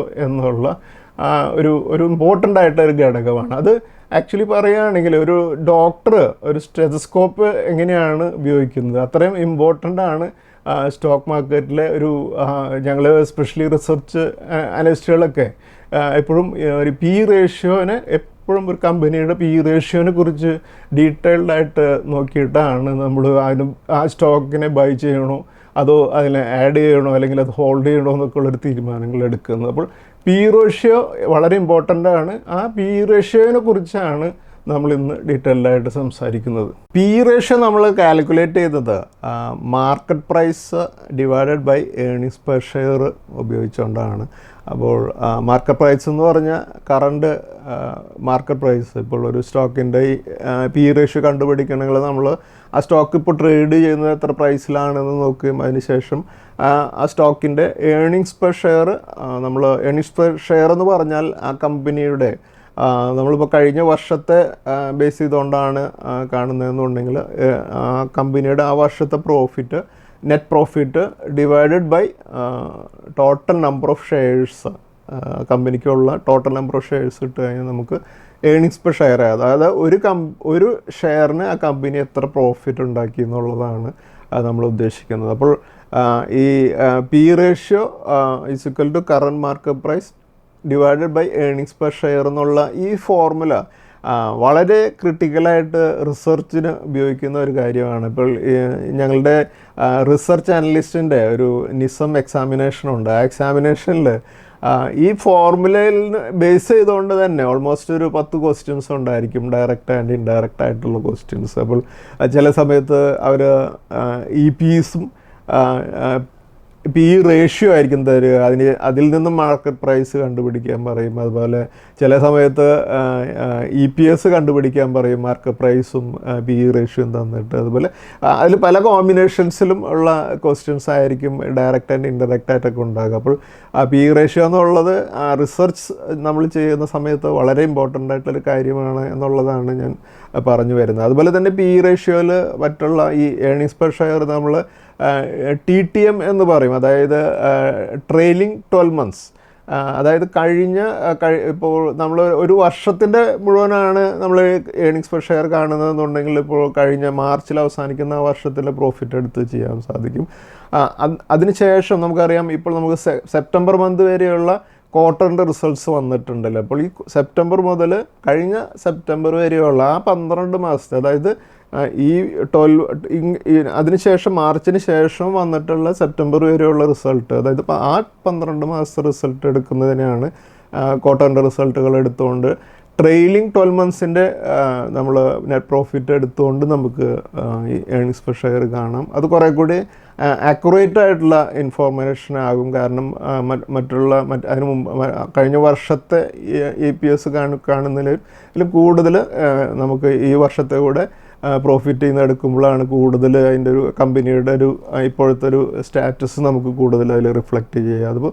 അതുകൊണ്ട് തന്നെ നമ്മൾ ഈ ട്രെയിലിംഗ് 12 monthsഉം അല്ലെങ്കിൽ നമ്മൾ കഴിഞ്ഞ ഹിസ്റ്റോറിക്കലായിട്ടുള്ള ഏർണിങ്സ് പെർ ഷെയർ ബേസ് ചെയ്തുകൊണ്ടും ഈ പി റേഷ്യോ നമ്മൾ വർക്കൗട്ട് ചെയ്യും. അപ്പോൾ നമ്മളൊരു പക്ഷേ ഈ ഏർണിങ്സ് പെർ ഷെയർ, ഈ ഏർണിങ്സ് എന്ന് പറയുന്നത് തന്നെയാണ് ഈ നെറ്റ് പ്രോഫിറ്റ് എന്ന് പറയുന്നത്. നെറ്റ് പ്രോഫിറ്റ് അതുപോലെ തന്നെ നെറ്റ് ഇൻകം എന്നെല്ലാം പറയുന്നതും ഇത് തന്നെയാണ്. അതുപോലെ നമ്മൾ നോക്കുകയാണെങ്കിൽ പി റേഷ്യോനെ നമ്മൾ കോമൺ ആയിട്ട് ഉപയോഗിക്കുന്ന ഒരു കാര്യം പറയുകയാണെങ്കിൽ, ഒരു തമ്പ് റൂള് പോലെ പറയുകയാണെങ്കിൽ, പി റേഷ്യോ താഴെയാണെങ്കിൽ, lower P ratio company cheaper വാല്യുവേഷനാണ്, അതുകൊണ്ട് നമുക്ക് വാങ്ങാം എന്നുള്ളൊരു ഡിസിഷനാണ് നമ്മൾ നോർമലി നമുക്കതിൽ നിന്ന് മനസ്സിലാക്കാൻ സാധിക്കുക. അതേസമയം ഹയർ പി റേഷ്യോ ഉള്ള കമ്പനികൾ നമുക്കറിയാം വളരെ എക്സ്പെൻസീവാണ്. ആ കമ്പനികൾ അത് മോർ എക്സ്പെൻസീവാണ്. അതുകൊണ്ട് ആ കമ്പനികളെ നമ്മൾ അവോയ്ഡ് ചെയ്യുക എന്നുള്ളതാണ് ബേസിക് ആയിട്ടുള്ളൊരു തമ്പ് റൂൾ. പക്ഷേ അതിൽ പല വ്യത്യാസങ്ങളുണ്ടാകാം. പല കമ്പനികളിലും പല ഒരു അന്നത്തെ ആ കമ്പനിയുടെ ഗ്രോത്ത് പൊട്ടൻഷ്യലും അതുപോലെ തന്നെ റിട്ടേൺ ആ കമ്പനിക്ക് എക്സ്പെക്റ്റ് ചെയ്യുന്ന റിട്ടേണൊക്കെ അനുസരിച്ച് അതിൽ വ്യത്യാസം ഉണ്ടാകും. നമുക്ക് ആദ്യമായിട്ട് കമ്പനി, ഇപ്പോൾ നമുക്കൊരു എക്സാമ്പിളായിട്ട് എടുക്കുകയാണെങ്കിൽ, ഒരു കമ്പനി എയും കമ്പനി ബിയും, കമ്പനി രണ്ടിൻ്റെയും price per share, company trade ചെയ്യുന്ന പ്രൈസ് 10 രൂപയാണെന്ന് വിചാരിക്കുക. അതേസമയം കമ്പനി എയുടെ ഏർണിങ്സ് പെർ ഷെയർ 1 കമ്പനി ബിയുടെ ഏർണിങ്സ് പെർ ഷെയർ 2 ആണെങ്കിൽ നമുക്ക് നോക്കിയാൽ കാണാം കമ്പനി എയുടെ പി റേഷ്യോ 10ഉം കമ്പനി ബിയുടെ പി റേഷ്യോ 5 ആണ് നമുക്കറിയാം അല്ലേ. അപ്പോൾ ഇതിൽ നമുക്ക് നോക്കിയാൽ മനസ്സിലാക്കാൻ സാധിക്കും പി റേഷ്യോ കുറവുള്ള കമ്പനിയാണ് നമുക്ക് വാങ്ങേണ്ടതെന്നുള്ളത് നമുക്ക് ഇതിൽ നിന്ന് മനസ്സിലാക്കാൻ സാധിക്കും. അപ്പോൾ എന്തായാലും കാരണം അത് നമുക്ക് ബെറ്റർ വാല്യൂ ലഭിക്കുന്നത് കമ്പനി ബി വാങ്ങുമ്പോഴാണ്. അതുകൊണ്ട് തന്നെ നമ്മൾ ഈ പി റേഷ്യോ കുറവുള്ള കമ്പനി ബി ആണ് നമ്മൾ വാങ്ങുക എന്നുള്ളത് നമുക്ക് മനസ്സിലാക്കാൻ സാധിക്കും. അപ്പോൾ ഇതിൽ നിന്ന് നമുക്കൊരിക്കലും പി റേഷ്യോ കുറവുള്ള കമ്പനിയാണ് ഓട്ടോമാറ്റിക്കലി നല്ലതെന്ന് നമ്മൾ മനസ്സിലാക്കരുത്. കാരണം ഒരു കമ്പനി ഒരു പക്ഷേ ആ ഒരു ഗ്രോയിങ് സ്റ്റേജിലുള്ള കമ്പനി ആണെങ്കിൽ ആ കമ്പനിയുടെ പി റേഷ്യോ ഒരുപക്ഷെ കുറവായിരിക്കും. പക്ഷേ അതിൽ അങ്ങനെയാണെങ്കിലും നമുക്ക് ആ കമ്പനിയുടെ ഗ്രോത്ത് പൊട്ടൻഷ്യൽ മനസ്സിലാക്കാൻ സാധിക്കുന്നുണ്ടെങ്കിൽ ആ കമ്പനിയിൽ ഇൻവെസ്റ്റ്മെൻറ്റിന് കൺസിഡർ ചെയ്യും. അതുപോലെ തന്നെ ചില കമ്പനികളുടെ പി റേഷ്യോ ഹയർ ലെവലിലാണെങ്കിലും ആ കമ്പനികളും മോശമാണെന്ന് നമുക്ക് പറയാൻ സാധിക്കില്ല. കാരണം ആ കമ്പനിക്ക് കുറേയധികം പ്രത്യേകതകളുണ്ടാകും. കാരണം ആ കമ്പനിയുടെ ഒരു മാർക്കറ്റ് ലീഡർഷിപ്പ്, അതുപോലെ തന്നെ കമ്പനിയുടെ ബ്രാൻഡ്, ഇതെല്ലാം കൺസിഡർ ചെയ്യുകയാണെന്നുണ്ടെങ്കിൽ ഹയർ പി ആണെങ്കിലും ആ കമ്പനിയിൽ നമ്മൾ ഇൻവെസ്റ്റ് ചെയ്യാൻ സാധിക്കുമെന്നുള്ളതാണ് വളരെ ഇമ്പോർട്ടൻ്റ് ആയിട്ടുള്ള ഒരു കാര്യം. ഇപ്പോൾ നമ്മൾ വളരെ സിമ്പിളായിട്ട് പറയുകയാണെങ്കിൽ ഇപ്പോൾ സ്റ്റോക്ക് മാർക്കറ്റിൻ്റെ ആ ഒരു കോണ്ടെക്സ്റ്റിലല്ലാതെ നമ്മൾ ഒരു കാര്യം ചിന്തിക്കുകയാണെങ്കിൽ, ഇപ്പോൾ ഒരു സൂപ്പർ മാർക്കറ്റ് നമ്മുടെ നാട്ടിലൊരു സൂപ്പർ മാർക്കറ്റിൽ വിൽക്കാനായിട്ടുണ്ടെന്ന് വിചാരിക്കുക. അപ്പോൾ അത് ഒരു 5 lakh rupees-ആണ് അതിന് പ്രൈസായിട്ട് അതിൻ്റെ സെല്ലർ പറയുന്നതെന്നുണ്ടെങ്കിൽ ആ സൂപ്പർ മാർക്കറ്റിന് ഒരു വർഷം ഒരു 50,000 പ്രോഫിറ്റ് ലഭിക്കുന്നതെന്നുണ്ടെങ്കിൽ, അതൊരു കോൺസ്റ്റൻ്റ് ആയിട്ടൊരു 50,000 എല്ലാ വർഷം ലഭിക്കുന്നുണ്ടെങ്കിൽ നമ്മളതിൻ്റെ ഒരു പി റേഷ്യോ കാണുകയാണെങ്കിൽ ഒരു 10 lakhs ഡിവൈഡ് ബൈ 50,000 ഇടുകയാണെങ്കിൽ നമുക്ക് പി ലഭിക്കുക 20 ആണല്ലേ. അപ്പോൾ അതിൻ്റെ റിട്ടേൺ ഓഫ് ഇൻകം പറയുകയാണെങ്കിൽ 5% ആണ്. അതേസമയം നമുക്ക് നമ്മൾ ഇൻവെസ്റ്റ് ചെയ്ത 10 lakhs നമുക്ക് ലഭിക്കാനായിട്ട് 20 years എടുക്കും അല്ലേ. അപ്പോൾ അത് ആ ഒരു 10 lakhs കൊടുക്കുകയാണെങ്കിൽ നമുക്ക് 20 years കൊണ്ടേ അത് റിട്ടേൺ ലഭിക്കുകയുള്ളൂ. അതേസമയം ഇത് നമുക്ക് 5 lakhs ലഭിക്കുകയാണെങ്കിൽ 50,000 വെച്ച് എല്ലാ വർഷവും ലഭിക്കുകയാണെങ്കിൽ നമുക്ക് അതിൻ്റെ പി റേഷ്യോ വർക്കൗട്ട് ചെയ്യുകയാണെങ്കിൽ 5 lakhs ഡിവൈഡ് ബൈ 50,000 നമുക്ക് എടുക്കുകയാണെങ്കിൽ പി 10 ആണ് അതിൻ്റെ പി എന്നുള്ളത് നമുക്ക് കാണാം. അപ്പോൾ റിട്ടേൺ ഓഫ് ഇൻകം 10% ആണ്. നമ്മളിതിൽ ഈ കമ്പനിയിൽ ഇൻവെസ്റ്റ് ചെയ്ത റിട്ടേൺ നമുക്ക് ലഭിക്കാനായിട്ട് 10 years വരും. അതേസമയം ഈ കമ്പനി നമുക്ക് 2,50,000 ലഭിക്കുകയാണെങ്കിൽ 50,000 നമുക്ക് ഏണിങ്സ് അതേ ലെവലിൽ നിൽക്കുകയാണെന്നുണ്ടെങ്കിൽ നമുക്ക് പി ലഭിക്കുന്നത് 5 ആണ്. അപ്പോൾ റിട്ടേൺ ഓഫ് ഇൻകം 20% ആണ്. അങ്ങനെ 2,50,000 നമുക്കിത് ലഭിക്കുകയാണെങ്കിൽ നമുക്ക് ജസ്റ്റ് 5 years നമുക്ക് ഇതിൻ്റെ പേ ഓഫ് പീരീഡ് നമുക്ക് 5 years ലഭിക്കുന്നു. അതായത് ഏറ്റവും നമുക്ക് കാണാൻ സാധിക്കും പി ഏറ്റവും കുറവുള്ള, അതായത് 2,50,000 നമുക്കിത് ലഭിക്കുകയാണെങ്കിലാണ് നമുക്ക് ഏറ്റവും ചീപ്പറായിട്ട് നമുക്ക് ലഭിക്കുക എന്നുള്ളത് നമുക്ക് കാണാൻ സാധിക്കും. അപ്പോൾ ഇതിൽ നിന്ന് നമ്മൾ പി കുറവാണ് എന്നുള്ളതിൻ്റെ ഒരു ബെനിഫിറ്റ് നമുക്കിതിൽ നിന്ന് മനസ്സിലാക്കാൻ സാധിക്കുന്നു. അതുപോലെ ഏറ്റവും കുറവ് പി ഉള്ള കമ്പനിയാണ് ഏറ്റവും ബെസ്റ്റ്. അത് കാരണം നമ്മൾ ആ ഏണിങ്സിന് നമ്മൾ ഒരു രൂപയുടെ ഏണിങ്സിന് നമ്മൾ ഏറ്റവും കുറവാണ് നമ്മൾ പേയ്മെൻറ്റ് നൽകുന്നുള്ളൂ എന്നുള്ളതാണ് നമുക്കതിൽ നിന്ന് മനസ്സിലാക്കാൻ സാധിക്കുന്നത്. പക്ഷേ ഇതിലൂടെ നമ്മൾ ഈ കമ്പനിയുടെ ഗ്രോത്ത് കൂടെ ആഡ് ചെയ്യുകയാണെങ്കിൽ, നമ്മളൊരു നമുക്കൊരു കമ്പനിയെ 10% വീതം എല്ലാ വർഷവും ഗ്രോ ചെയ്യുകയും കമ്പനി ബി 5% എല്ലാ വർഷവും ഗ്രോ ചെയ്യുകയാണെങ്കിൽ നമുക്ക് കാണാൻ സാധിക്കും ഈ കമ്പനിയുടെ 2.36 ആണ് ഏണിംഗ് പെർ ഷെയർ 10 yearsന് ശേഷം ആകുക. അതുപോലെ തന്നെ 1.55 ആണ് കമ്പനി ബിയുടെ ഏണിങ്സ് പെർ ഷെയർ 10 yearsന് ശേഷം ആകുക. അപ്പോൾ ഇതുപയോഗിച്ചുകൊണ്ട് നമ്മൾ പി റേഷ്യോ വർക്കൗട്ട് ചെയ്യുകയാണെങ്കിൽ നമുക്ക് കാണാം 20 ആണ് പി റേഷ്യോ വരുന്നത് എയുടെ.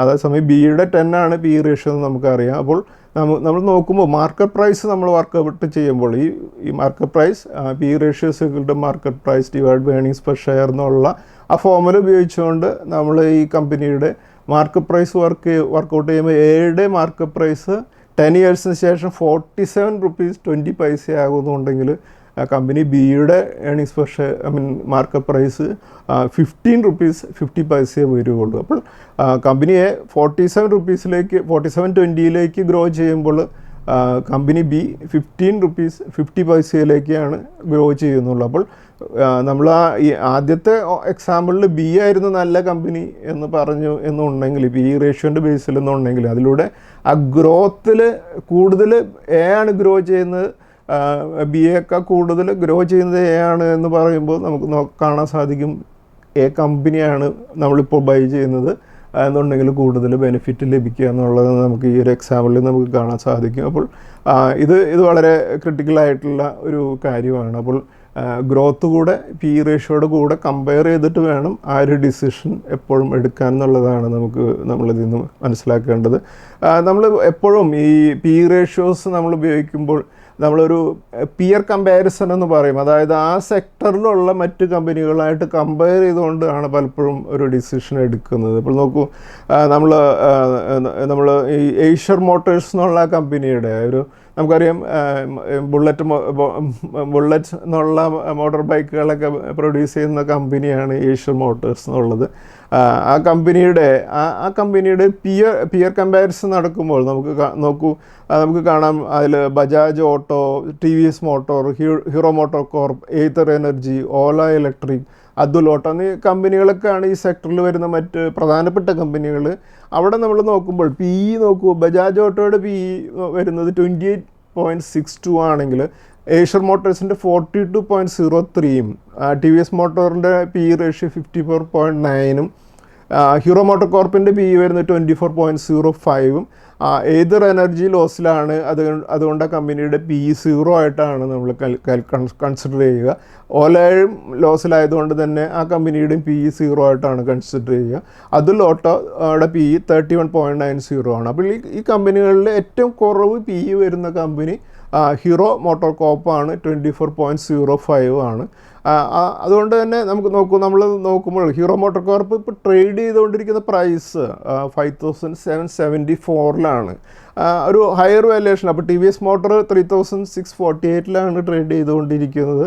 അതേസമയം ബജാജ് ഓട്ടോ 8955 ട്രേഡ് ചെയ്തുകൊണ്ടിരിക്കുന്നത്. പക്ഷേ ഏറ്റവും ലോവർ പി ആയിട്ടുള്ള 24.05 വരുന്നത് ഹീറോ മോട്ടോർ കോർപ്പിലാണ് എന്നുള്ളത് കൊണ്ട് നമ്മൾ ഒരു ഇൻവെസ്റ്റ്മെൻറ്റ് ഡിസിഷൻ എടുക്കുമ്പോൾ ഈ കമ്പനികളിലെല്ലാം ഓൾമോസ്റ്റ് മറ്റു കാര്യങ്ങളെല്ലാം സിമിലർ ആണ് എന്നുണ്ടെങ്കിൽ നമുക്ക് തീരുമാനം എടുക്കുന്നത് നമ്മൾ ഹീറോ മോട്ടോർ കോർപ്പിൽ ഇൻവെസ്റ്റ് ചെയ്യാനായിരിക്കണം എന്നുള്ളതാണ് ഇതിലൊരു കാര്യം. പലപ്പോഴും നമ്മൾ മറ്റുള്ള കാര്യങ്ങളും കൂടെ കൺസിഡർ ചെയ്യണം. പക്ഷേ തിയററ്റിക്കലി പറയുകയാണെങ്കിൽ മറ്റു കാര്യങ്ങളെല്ലാം ഈക്വലാണ് ഈ കമ്പനികളുടെ എന്നുണ്ടെങ്കിൽ ഡിസിഷൻ എപ്പോഴും ഏറ്റവും കുറവ് പി ഇ ഉള്ള കമ്പനിയിൽ ഇൻവെസ്റ്റ് ചെയ്യുക എന്നുള്ളതായിരിക്കും എന്നുള്ളതാണ് നമ്മൾ ഇതിൽ നിന്നൊരു എക്സാമ്പിളായിട്ട് നമ്മൾ കാണുന്നത്. നമ്മളെങ്ങനെയാണ് ഒരു പി ഇ റേഷ്യോ ഒരു കമ്പനിയുടെ കമ്പനിയുടെ പി ഇ റേഷ്യോ നമുക്ക് വർക്കൗട്ട് ചെയ്യണമെന്നുണ്ടെങ്കിൽ, ഇപ്പോൾ നമുക്ക് എക്സാമ്പിളായിട്ട് എടുക്കുകയാണെങ്കിൽ ITC എന്നുള്ള കമ്പനി നമ്മൾ എടുക്കുകയാണ്. അപ്പോൾ ITCയുടെ നമുക്ക് കാണാം, ഞാനതിൽ സർക്കിൾ ചെയ്ത് വെച്ചിട്ടുള്ളതാണ്. കമ്പനിയുടെ മാർക്കറ്റ് പ്രൈസ് 2 ദിവസം മുമ്പുള്ള ഒരു സ്ക്രീൻഷോട്ടാണ് ഇത്. 399.95 ആ സമയത്ത് ITC ട്രേഡ് ചെയ്തുകൊണ്ടിരിക്കുന്നത്. ആ കമ്പനിയുടെ earnings per share 16.27 earnings per share വരുന്നത്. അപ്പോൾ നമ്മൾ ITCയുടെ പ്രൈസ് ഡിവൈഡഡ് ബൈ EPS എന്നുള്ള ഫോർമുല അപ്ലൈ ചെയ്യുമ്പോൾ 399.95 ഡിവൈഡഡ് ബൈ 16.27 എന്നുള്ളത് ഇടുമ്പോൾ നമുക്ക് പി ഇ റേഷ്യോ വരുന്ന 24.58 എന്നുള്ള പി ഇ റേഷ്യോ നമുക്ക് ലഭിക്കുന്നതാണ് നമ്മൾ ഈ സ്ക്രീനിൽ നമ്മൾ കാണുന്നത്. അതേസമയം നമ്മൾ ഇതേ ഇൻഡസ്ട്രിയിൽ നിന്നുള്ള സെക്ടറിൽ നിന്നുള്ള മറ്റൊരു കമ്പനിയായിട്ടുള്ള ഹിന്ദുസ്ഥാൻ യൂണിലിവർ എടുക്കുകയാണെങ്കിൽ കമ്പനി ട്രേഡ് ചെയ്യുന്നത് 2278.40 കമ്പനിയുടെ ഏർണിങ്സ് പെർ ഷെയർ വരുന്നത് 46 ആണ്. അതുകൊണ്ട് നമ്മൾ ഈ market price divide by earnings per share, അതായത് 2278.40 ഡിവൈഡഡ് ബൈ EPS എന്നുള്ളത് 46.46 ഇടുകയാണെങ്കിൽ നമുക്ക് ലഭിക്കുന്നതാണ് പി ഇ റേഷ്യോ 49.04 എന്നുള്ളതാണ് നമുക്ക് ലഭിക്കുന്ന ഈ പി ഇ റേഷ്യോ. അപ്പോൾ ഇന്നത്തെ നമ്മുടെ ഈ ഒരു ഏജിൽ നമ്മൾ ഈ പി ഇ റേഷ്യോ ഒന്നും മാനുവലായിട്ട് കാൽക്കുലേറ്റ് ചെയ്യേണ്ട കാര്യമില്ല. മുമ്പെല്ലാം ഞങ്ങൾ മാനുവലായിട്ട് കാൽക്കുലേറ്റ് ചെയ്തുകൊണ്ടിരുന്നതാണ്. ഇപ്പോഴത്തെ കറണ്ട് മാർക്കറ്റ് പ്രൈസിൽ അനുസരിച്ചുള്ള പി ഇ റേഷ്യോ ചേഞ്ച് ആയിക്കൊണ്ടിരിക്കുന്ന, ലൈവ് മാർക്കറ്റിൽ ചേഞ്ച് ചെയ്തുകൊണ്ടിരിക്കുന്ന രീതിയിൽ നമുക്ക് അവൈലബിൾ ആയിട്ടുള്ള സോഫ്റ്റ്വെയറുകളും എല്ലാം നമുക്കിന്ന് അവൈലബിൾ ആണ്. ഈവൻ ഫ്രീ ആയിട്ടുള്ള മണി കൺട്രോൾ പോലെയുള്ള സോഫ്റ്റ്വെയറുകളിലൊക്കെ സൈറ്റുകളിലൊക്കെ ഇതൊക്കെ അവൈലബിൾ ആണ്. അപ്പോൾ അതുകൊണ്ട് ഇതിൻ്റെ ഒരു ബേസിക് ആയിട്ടുള്ള ഒരു കാൽക്കുലേഷൻ എങ്ങനെയാണെന്നുള്ളത് നിങ്ങൾക്ക് മനസ്സിലാക്കാൻ വേണ്ടിയാണ് പറഞ്ഞത്. അതായത് ഇതൊരു വളരെ ക്രിട്ടിക്കലായിട്ടുള്ളൊരു ഒരു കാൽക്കുലേഷൻ ആണെന്നുള്ളതും ഇതിൻ്റെ എന്തുകൊണ്ടാണ് ഈ പി ഇ റേഷ്യോ ബേസ് ചെയ്തുകൊണ്ട് നമ്മൾ തീരുമാനങ്ങൾ നമുക്ക് എടുക്കാനായിട്ട് ഇത് ഉപയോഗിക്കുന്നത്, അതുപോലെ തന്നെ അതിൻ്റെ ചേഞ്ചസ് വരുന്നത് എന്നുള്ളത് വരുമ്പോൾ അതിൻ്റെ ഒരു കാൽക്കുലേഷൻ കൂടെ അറിഞ്ഞിരുന്നാലാണ് നമുക്ക് ചില സമയത്ത് അതിൻ്റെ എന്തുകൊണ്ട് ഒരു ചേഞ്ച് വരുന്നു എന്നുള്ളത്. ഇപ്പോൾ ഒരു എക്സാമ്പിളായിട്ട് പറയുകയാണെങ്കിൽ നമുക്ക് കാണാം ഐ ടി സിയുടെ പി റേഷ്യോ ഒരു 24 ലെവലിലൊക്കെയാണ് വരുന്നതെന്നുണ്ടെങ്കിൽ ഹിന്ദുസ്ഥാൻ ലീവറിൻ്റെ പി റേഷ്യോ 49 ലെവലിലാണ് വരുന്നത്. അപ്പോൾ ഈ ഐ ടി സിയുടെ ഓൾമോസ്റ്റ് ഡബിളാണ് HULൻ്റെ പി റേഷ്യോ വരുന്നത്. അപ്പോൾ അത് പലപ്പോഴും എന്തുകൊണ്ടാണ് എന്ന് നോക്കിക്കഴിഞ്ഞാൽ നമുക്ക് അറിയാം ഐ ടി സിക്ക് നമുക്കറിയാം ഒരു പ്രോഡക്റ്റ് അവരുടെ ടുബാക്കോ ആണെന്ന് നമുക്കറിയാം അല്ലേ. അപ്പോൾ അവിടെ കുറേ ഗവൺമെൻറ് റെസ്ട്രിക്ഷൻസ് ഉണ്ട്. അതേസമയം ഹിന്ദുസ്ഥാൻ യൂണിലിവറിൻ്റെ പ്രോഡക്ട്സിന് നമുക്കറിയാം വളരെ ഡിമാൻഡുള്ള പ്രോഡക്ട്സാണ്. അവർക്ക് പ്രൈസിങ് പവറുണ്ട്. അവരുടെ പല ബ്രാൻഡുകൾക്കും അവർ പ്രൈസ് കൂട്ടിയാലും അത് വാങ്ങാനായിട്ട് അതിൽ കസ്റ്റമേഴ്സ് റെഡിയാണ്. അതുപോലെ തന്നെ അവർക്ക് കുറേ കൂടി ഏർണിങ്സ് വിസിബിലിറ്റി ഐ ടി സിക്കാൾ കൂടുതലുണ്ട്. നമുക്ക് എപ്പോഴും കുറേ ഗവൺമെൻറ് റെസ്ട്രിക്ഷനുള്ള ഒരു സെഗ്മെൻറ്റിലൂടെയാണ് ഐ ടി സി വർക്ക് ചെയ്യുന്നത്. കാരണം സിഗരറ്റ്സിന് എപ്പോഴും ടാക്സുകൾ കൂടുതലാണ്, അതുപോലെ തന്നെ ഗവൺമെൻറ് റെസ്ട്രിക്ഷൻസൊക്കെ കൂടുതലാണ്. അപ്പോൾ അതുകൊണ്ടാണ് ഐ ടി സിയുടെ പി താഴെ ആയി നിൽക്കുന്നതും HUL ഹിന്ദുസ്ഥാൻ യൂണിലിവറിൻ്റെ ഈ പി കൂടുതലായിട്ട് നിൽക്കുന്നത്. അപ്പോൾ നമുക്ക് ഈ പി റേഷ്യോകൾ നമുക്ക് നോക്കുമ്പോൾ നമുക്ക് ഞാൻ നേരത്തെ സംസാരിച്ചൊരു കാര്യമാണ് ട്രെയിലിംഗ് 12 months പി റേഷ്യോ പോലെ തന്നെ നമുക്ക് ഫോർവേഡ് പി റേഷ്യോ നമ്മൾ ഉപയോഗിക്കും. ഫോർവേഡ് പി റേഷ്യോ എന്ന് പറയുമ്പോൾ നമ്മൾ കഴിഞ്ഞ് പോയ കാൽക്കുലേഷനാണ് നമ്മൾ ട്രെയിലിംഗ് 12 monthsൻ്റെ കാൽക്കുലേഷൻ ഉപയോഗിക്കുന്നുണ്ടെങ്കിൽ നമ്മൾ ഏർണിങ്സ് പെർ ഷെയർ നമ്മൾ എസ്റ്റിമേറ്റ് ചെയ്യും. അടുത്ത ഒരു 12 monthsൻ്റെ ഏർണിങ്സ് പെർ ഷെയർ എസ്റ്റിമേറ്റ് ചെയ്തിട്ട് അതിൻ്റെ ബേസ് ചെയ്തുകൊണ്ട് നമുക്ക് ഈ പി റേഷ്യോ വർക്കൗട്ട് ചെയ്യാൻ സാധിക്കും. അവിടെ നമ്മൾ ഫോർവേഡ് പി ആണ് നമ്മൾ വർക്കൗട്ട് ചെയ്യുന്നത്. അപ്പോൾ നമ്മൾ ഈ പി റേഷ്യോസിനെ എപ്പോഴും നമ്മൾ ഒരു ഇൻഡസ്ട്രിയിലെ ഒരു ആവറേജുമായിട്ട് നമ്മൾ കമ്പയർ ചെയ്യണം. അതുപോലെ നമുക്കറിയാം ഈ ടെക്നോളജി പോലെയുള്ള ഇൻഡസ്ട്രി ടെക്നോളജി സെക്ടറിലൊക്കെ എപ്പോഴും പി റേഷ്യോ ഹയർ ആയിരിക്കും. കാരണം അവിടെ കൂടുതൽ നമുക്ക് ഫ്യൂച്ചറിൽ കൂടുതൽ ഇൻകത്തിലൊക്കെ കൂടുതൽ റവന്യൂ ഒക്കെ ചേഞ്ച് വരാനുള്ള സാധ്യത ഉള്ളതുകൊണ്ട് ടെക്നോളജി സെക്ടറിലൊക്കെ ഒരു ഹയർ പിയിലായിരിക്കും പല സ്റ്റോക്കുകളും നമുക്ക് ട്രേഡ് ചെയ്യുന്നുണ്ടാവുക. അതുപോലെ തന്നെ ഒരു ഹയർ പി വന്നു എന്നുണ്ടെങ്കിലും അതൊരു ഫ്യൂച്ചർ ഗ്രോത്തിനെ കൂടെ ഡിസ്കൗണ്ട് ചെയ്തുകൊണ്ട് വരുന്നതുകൊണ്ടായിരിക്കും പലപ്പോഴും ഒരു ഹയർ പി പല സ്ഥലത്തും വരുന്നത്. അതൊരു ഓവർ വാല്യുവേഷനായിട്ട് പല കോണ്ടസ്റ്റിലും നമ്മൾ കൺസിഡർ ചെയ്യില്ല. അതേസമയം ഒരു ലോവർ പി ഒരു 15 താഴെയുള്ള പിയും ഒരു അണ്ടർ വാല്യുവേഷനാണ് കാണുന്നതെന്നുണ്ടെങ്കിലും ഒരു പക്ഷേ കമ്പനിയുടെ ഏർണിങ്സ് സ്ലോ ചെയ്യുകയോ അല്ലെങ്കിൽ ആ ഒരു ബിസിനസ് ഒരു സ്റ്റാഗ്നേറ്റ് ചെയ്തൊരു ബിസിനസ്സോ അല്ലെങ്കിൽ ഒരു ഔട്ട്ഡേറ്റഡ് ആയിട്ടൊരു ബിസിനസ്സൊക്കെ വരുന്നൊരു കമ്പനിയിൽ പി ലോ ആണെങ്കിലും അതൊരു ബൈ സിഗ്നൽ അല്ല നൽകുന്നതെന്നുള്ളത് നമ്മൾ മനസ്സിലാക്കണം. കാരണം അത് ആ ഇൻഡസ്ട്രിയുടെ പറ്റി ഡീറ്റെയിൽ ആയിട്ട് പഠിച്ചിട്ട് ലോ പി ആയതിനുള്ള റീസൺ കൂടെ നമ്മൾ ഐഡൻറ്റിഫൈ ചെയ്തതിന് ശേഷം മാത്രമേ നമ്മൾ ഈ ഒരു ഡിസിഷൻ എടുക്കുന്നു. അതായത് നമ്മൾ ഈ കോണ്ടസ്റ്റ് കൂടെ വളരെ ഇമ്പോർട്ടൻ്റ് ആണ് എന്നുള്ളത് നമ്മൾ മനസ്സിലാക്കുക.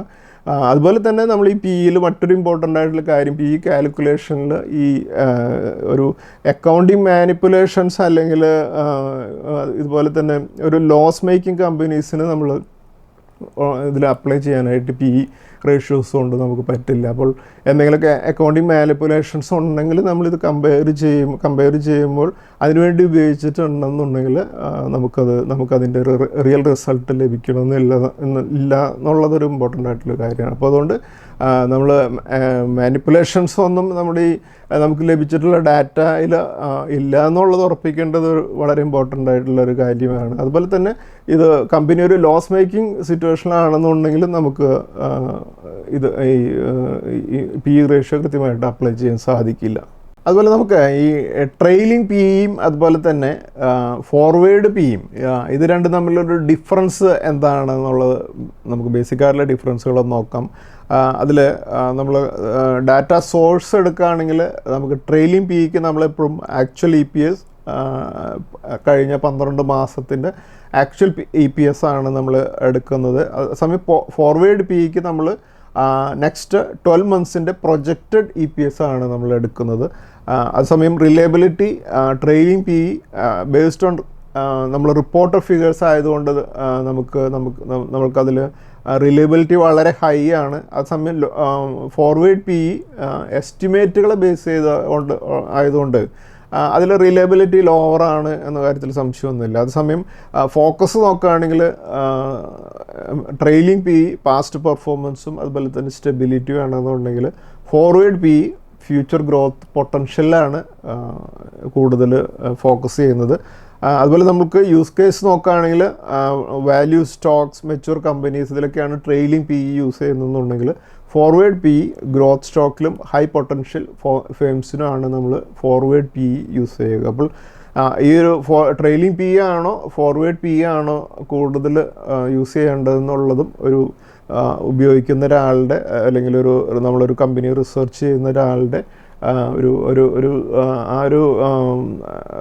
ആളുടെ ഒരു ഡിസ്ക്രിപ്ഷനോട് കൂടി അപ്ലൈ ചെയ്യേണ്ട ഒരു കാര്യമാണ്. കാരണം പലപ്പോഴും ഇപ്പോൾ ഹിന്ദുസ്ഥാൻ യൂണിലിവർ പോലെയുള്ള ഒരു മെച്യൂർഡ് ആയിട്ടുള്ളൊരു കമ്പനിയെ അനലൈസ് ചെയ്യുമ്പോൾ എപ്പോഴും ട്രെയിലിംഗ് പി ഇ ആയിരിക്കും നല്ലതായിരിക്കും. അതേസമയം നമ്മളിപ്പോൾ നോക്കുകയാണ് സെമി കണ്ടക്ടേഴ്സ് പോലെയുള്ള സെക്ടറൊക്കെ ഫ്യൂച്ചറിലേക്ക് വരുന്ന കമ്പനികളൊക്കെ നോക്കുകയാണെന്നുണ്ടെങ്കിൽ നമുക്ക് അതിൽ എപ്പോഴും ഈ നമുക്ക് ഫോർവേഡ് പി ഇ ഉപയോഗിക്കുന്നതായിരിക്കും കുറേ കൂടെ നല്ലത്. അതുപോലെ തന്നെ ഈ ഫോർവേഡ് പി ഇയും നമ്മൾ ട്രെയിലിംഗ് പി ഇയും തമ്മിൽ വളരെ അകലം കുറഞ്ഞു വരികയാണ് എന്നുണ്ടെങ്കിലും ഇത് രണ്ടും തമ്മിലുള്ള ഗ്യാപ്പ് കുറഞ്ഞു വരികയാണെങ്കിൽ നമുക്കൊരു കാര്യം മനസ്സിലാക്കേണ്ടത് ഒരു ഗ്രോത്ത് വളരെ വലിയ രീതിയിൽ ആ കമ്പനി ഗ്രോ ചെയ്യുന്നുണ്ട് എന്നുള്ളത് കൂടെ നമ്മൾ മനസ്സിലാക്കേണ്ട ഒരു സിഗ്നലായിട്ട് എടുക്കേണ്ട ഒരു കാര്യമാണ്. അതുപോലെ നമ്മൾ പലപ്പോഴും ഇപ്പോഴത്തെ പല കമ്പനികൾ നമ്മൾ നോക്കുകയാണെങ്കിലൊക്കെ കുറേയധികം കമ്പനികൾ ലിസ്റ്റ് ചെയ്യുന്നുണ്ടല്ലോ. ഇപ്പോൾ ഒരു ഉദാഹരണം എടുക്കുകയാണെങ്കിൽ സ്വിഗ്ഗി, നമ്മൾക്കറിയാം ഇങ്ങനത്തെ ഇതുപോലെയുള്ളൊരു ഇൻഡസ്ട്രി നമ്മൾ കണ്ടിട്ടില്ല അല്ലേ. നമുക്കറിയാം ഈ സ്വിഗ്ഗി എന്ന് പറയുന്ന ഫുഡ് പ്രോഡക്ട്സ് ഒക്കെ നമ്മുടെ വീട്ടിലൊക്കെ വന്ന് സപ്ലൈ ചെയ്യുന്ന ഒരു മോഡൽ നമ്മൾ കണ്ടിട്ടില്ല. അപ്പോൾ ആ കമ്പനിയുടെ നോക്കൂ, സ്വിഗ്ഗിയുടെ വാല്യുവേഷൻ നോക്കുകയാണെങ്കിൽ ഇപ്പോൾ ഈ കമ്പനിയുടെ മാർക്കറ്റ് ക്യാപ്പ് വരുന്നത് 1,09,846 crores ആണ് സ്വിഗ്ഗിയുടെ വാല്യുവേഷൻ എന്ന് പറയുന്നത്. അപ്പോൾ അത് കമ്പനി കഴിഞ്ഞ ദിവസത്തിൽ ട്രേഡ് ചെയ്തിരുന്നത് 397 അപ്പോൾ 397.95 ട്രേഡ് ചെയ്യുമ്പോൾ കമ്പനിയുടെ ഏണിങ്സ് പെർ ഷെയർ പറയുന്നത് -12.41 ആണ്. അപ്പോൾ ഈ കമ്പനിയുടെ ഏണിങ്സ് പെർ ഷെയർ മൈനസിൽ പോവുകയാണെങ്കിൽ നമ്മളെങ്ങനെയാണ് ഈ കമ്പനിയുടെ പി റേഷ്യോ കാണുക? ഇപ്പോൾ നമ്മളിവിടെ നോക്കുകയാണെങ്കിൽ 397.95 ഡിവൈഡ് ബൈ -12.41 ആണ് നമ്മൾ പി റേഷ്യോ കാൽക്കുലേറ്റ് ചെയ്യാനായിട്ട് ഉപയോഗിക്കുക. അപ്പോൾ നമുക്ക് ലഭിക്കുന്ന പി റേഷ്യോ ഒരു -PE ആയിരിക്കും അല്ലേ. അപ്പോൾ നമ്മൾ ഉപയോഗിക്കുന്ന ഇങ്ങനെ ഒരു -PE എന്നുള്ളതിന് ആക്ച്വലി ഇൻ്റർപ്രറ്റ് ചെയ്യാൻ വളരെ ബുദ്ധിമുട്ടായതുകൊണ്ട് തന്നെ മിക്ക വെബ്സൈറ്റുകളും അതുപോലെ തന്നെ നമ്മൾ ചെക്ക് ചെയ്യുന്ന വെബ്സൈറ്റുകളൊക്കെ ഇതിൽ ഒരു 0 ആയിട്ടാണ് കാണിക്കുക. അപ്പോൾ എവിടെയെങ്കിലും ഒരു പി റേഷ്യോ 0 എന്ന് കണ്ടു കഴിഞ്ഞാൽ അതിൻ്റെ അർത്ഥം ആ കമ്പനി ലോസിലാണ് എന്ന് മനസ്സിലാക്കുക. അതുകൊണ്ട് ഇപ്പോഴത്തെ കമ്പനിയുടെ പെർഫോമൻസ് വെച്ചുകൊണ്ട് കമ്പനിയെ അനലൈസ് ചെയ്യാൻ ഇല്ല എന്നുള്ളത് മനസ്സിലാക്കുക. അപ്പോൾ സ്വിഗ്ഗി പി റേഷ്യോ -0 ആയതുകൊണ്ട് മോശമാണ് എന്നൊരു അർത്ഥമല്ല. ഒരുപക്ഷെ ഈ കമ്പനി അടുത്ത വർഷങ്ങളിലൊക്കെ വളരെ നല്ല രീതിയിലേക്ക് ബിസിനസ് മോഡൽ ഡെവലപ്പ് ചെയ്യുകയും പുതിയൊരു കമ്പനി ആയതുകൊണ്ട് വരികയും ചെയ്യുകയാണ്. അതിനനുസരിച്ച് പ്രോഫിറ്റബിലിറ്റി ഒക്കെ കൂടി വരികയാണെങ്കിൽ പി ഇ ഒക്കെ പോസിറ്റീവിലേക്ക് വരികയാണെങ്കിൽ കമ്പനിയുടെ റേറ്റിംഗ് വരുമ്പോൾ നല്ല രീതിയിൽ ഗ്രോ ചെയ്യാം. പക്ഷേ ബേസിക്കലി എൻ്റെ ഒരു പേഴ്സണൽ ഒരു സ്ട്രാറ്റജി അനുസരിച്ച് അങ്ങനെ ഒരു പി ഇ റേഷ്യോ മൈനസ് ആയിട്ടുള്ളൊരു കമ്പനിയെ ഞാൻ ഇൻവെസ്റ്റ്മെൻറ്റിന് ഒരിക്കലും റെക്കമെൻഡ് ചെയ്യില്ല. പി റേഷ്യോ 0 ആണെന്നുണ്ടെങ്കിൽ നമ്മൾ ആ കമ്പനി ഇഗ്നോർ ചെയ്യുകയാണ് ഞാൻ ചെയ്യുക.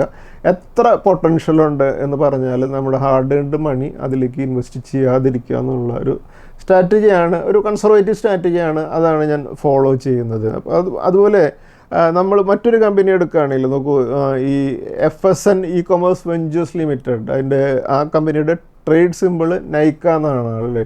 ആ നൈക്കയും ഇതുപോലെ ഒരു ന്യൂ ജനറേഷൻ ബിസിനസ്സാണ്. കമ്പനിയുടെ മാർക്കറ്റ് ക്യാപ്പ് നോക്കുകയാണെങ്കിൽ 71,276.84 crore ഒരു മാർക്കറ്റ് ക്യാപ്പ് ഉണ്ട്. കഴിഞ്ഞ ദിവസത്തിൽ സ്റ്റോക്ക് 249 ട്രേഡ് ചെയ്തുകൊണ്ടിരിക്കുന്നത്. ഈ കമ്പനിയുടെ ഏണിങ്സ് പെർ ഷെയർ നോക്കുകയാണെങ്കിൽ പ്ലസ്സിലാണ്, ജസ്റ്റ് ഒരു 0.22 ആണ് ഏണിങ്സ് പെർ ഷെയർ വരുന്നത്. ആ കമ്പനിയുടെ പി റേഷ്യോ അങ്ങനെ കാൽക്കുലേറ്റ് ചെയ്യുമ്പോൾ വരുന്നത് 1109.13 ആണ് കമ്പനിയുടെ പി റേഷ്യോ വരുന്നത്. അതായത് പി നോർമലി 50 കിടക്കുമ്പോൾ തന്നെ നമ്മൾ പി ഹയർ വാല്യൂഷനാണ് എന്ന് പറയുന്നുണ്ടെങ്കിൽ ഈ കമ്പനിയുടെ 1000-ന് മുകളിലാണ് പി റേഷ്യോ വരുന്നത്. അപ്പോൾ എങ്കിലും ഈ കമ്പനി ഇത്രയും മാർക്കറ്റ് ക്യാപ്പിൽ ട്രേഡ് ചെയ്യുന്നത് ഈ കമ്പനിക്ക് വരും ദിവസങ്ങളിൽ വലിയ പൊട്ടൻഷ്യൽ ഉണ്ടാകും.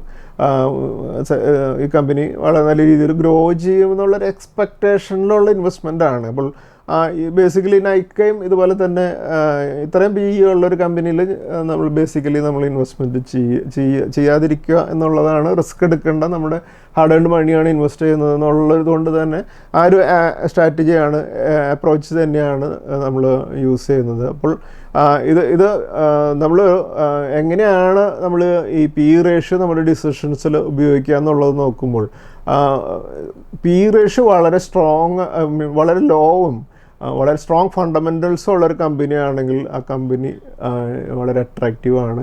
അതേസമയം ഹൈ പിയും എക്സെപ്ഷണലായിട്ടുള്ള, അത് ഡ്യൂറബിൾ ഗ്രോത്ത് ഉള്ളൊരു കമ്പനിയാണെന്നുണ്ടെങ്കിലും അതും ഒരു അട്രാക്റ്റീവായിട്ടുള്ള ബൈ ആണ്.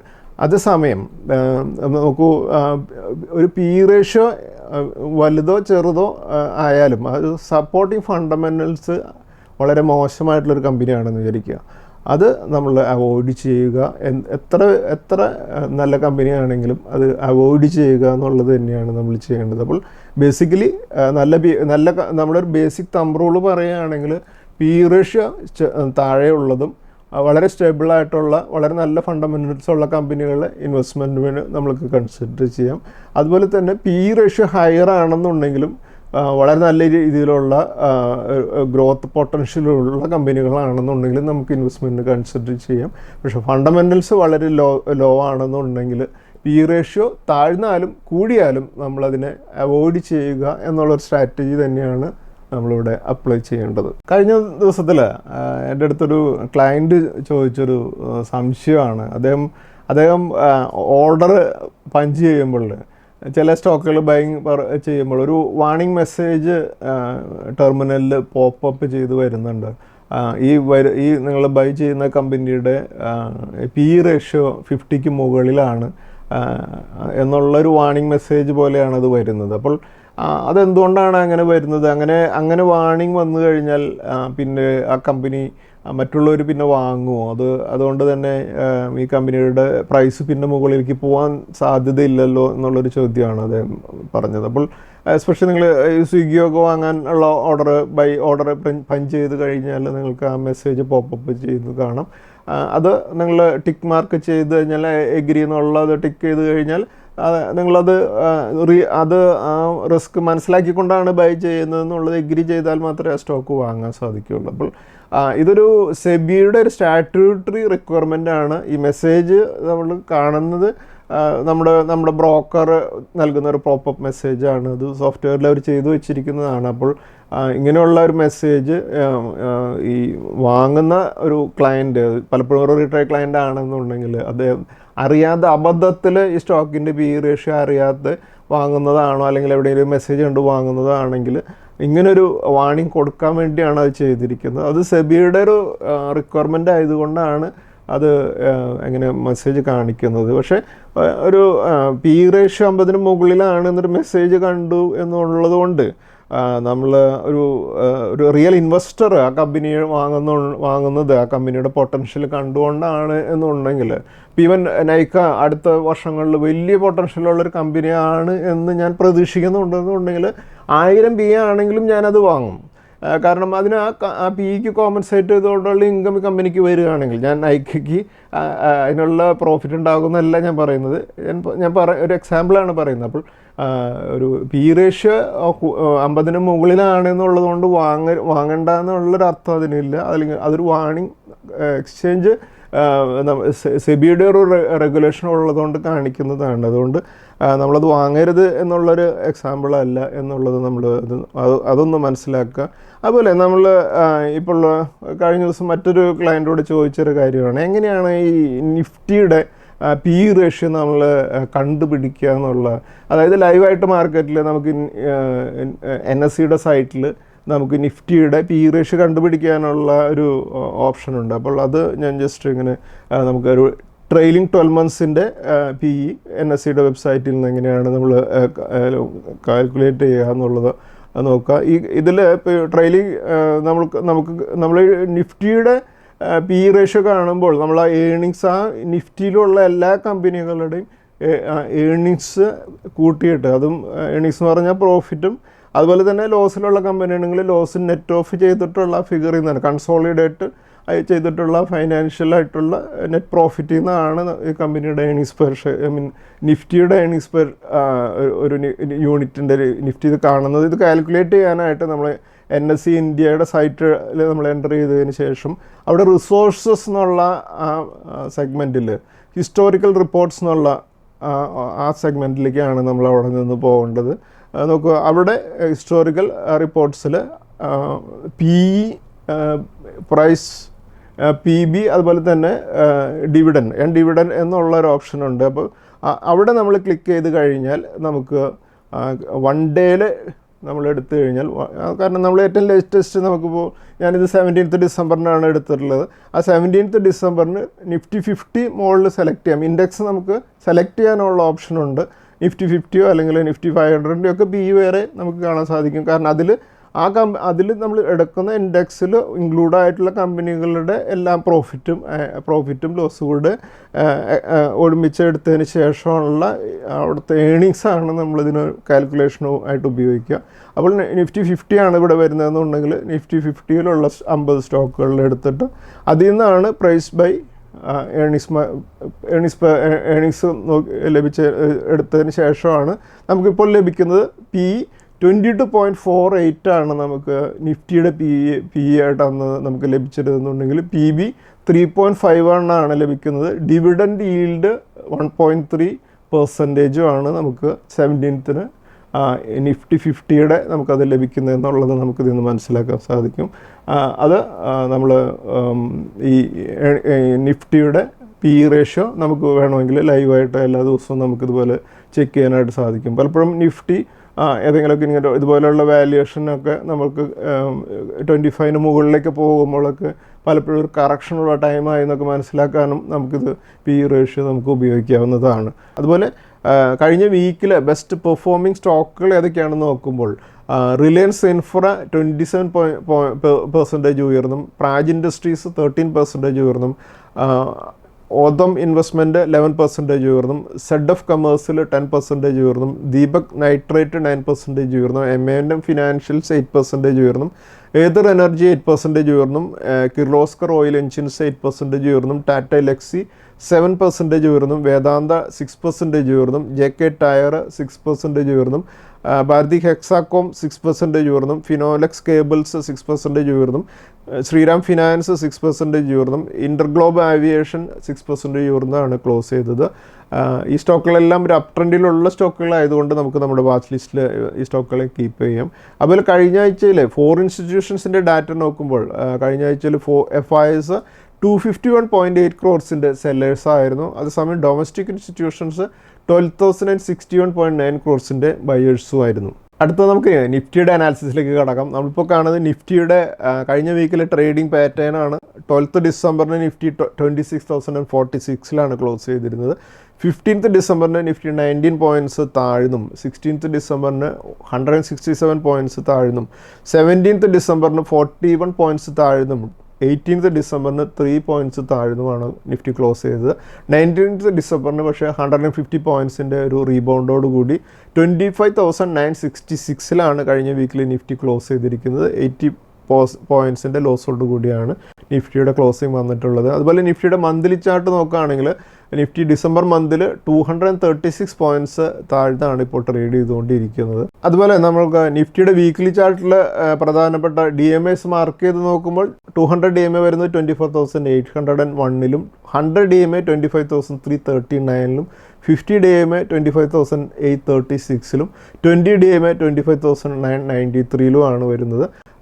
അതുപോലെ നിഫ്റ്റിയുടെ ഡെയിലി ചാർട്ടിൽ പ്രധാനപ്പെട്ട സപ്പോർട്ട് റെസിസ്റ്റൻസ് ലെവൽസ് മാർക്ക് ചെയ്തിരിക്കുന്നത് നോക്കുമ്പോൾ നിഫ്റ്റിയുടെ പിവറ്റ് പോയിന്റ് വരുന്നത് 25,913, അതിന് മുകളിൽ റെസിസ്റ്റൻസുകൾ 26,100, 26,421, 26,569, 26,935, 27,561 എന്നീ ലെവൽസാണ്. അതേസമയം 25,913 താഴെ സപ്പോർട്ട് ലെവലുകളായിരിക്കും 24,779, 25,458, 24,951, 24,585, 23,979, 23,352 എന്നീ ലെവൽസ് ആയിരിക്കും. അതുപോലെ നിഫ്റ്റിയുടെ വീക്ക്ലി റേഞ്ച് നോക്കുമ്പോൾ അപ്പർ റേഞ്ച് 26,421, ലോവർ റേഞ്ച് 24,585 ആണ്. പിവറ്റ് പോയിന്റ് ആയിട്ട് നിൽക്കുക 25,913 ആയിരിക്കും. അടുത്തായിട്ട് നമുക്ക് നമ്മുടെ അടുത്ത ആഴ്ചയിൽ ഇൻവെസ്റ്റ്മെൻറ്റ് സ്ട്രാറ്റജീസിലേക്ക് കടക്കാം. നമ്മൾ ഇന്നത്തെ സ്റ്റോക്ക് ഓഫ് ദി വീക്കായിട്ട് നമ്മൾ ഡിസ്കസ് ചെയ്യുന്ന സ്റ്റോക്ക് മഹീന്ദ്ര ഫിനാൻസ് ലിമിറ്റഡ് ആണ്.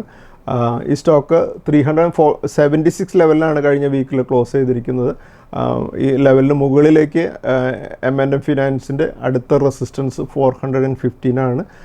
അതുകൊണ്ട് നമ്മുടെ ഇന്നത്തെ stock of the week M&M finance ആണ്. അതുപോലെ നമ്മുടെ ഇന്നത്തെ ട്രിപ്പിൾ ടെക്നിക്കൽ പിക്കായിട്ട് നമ്മൾ ഡിസ്കസ് ചെയ്യുന്നത് അരബിന്ദോ ഫാർമയാണ്. ഈ സ്റ്റോക്ക് 1225 ലെവലിലാണ് കഴിഞ്ഞ വീക്കിൽ ക്ലോസ് ചെയ്തിരിക്കുന്നത്.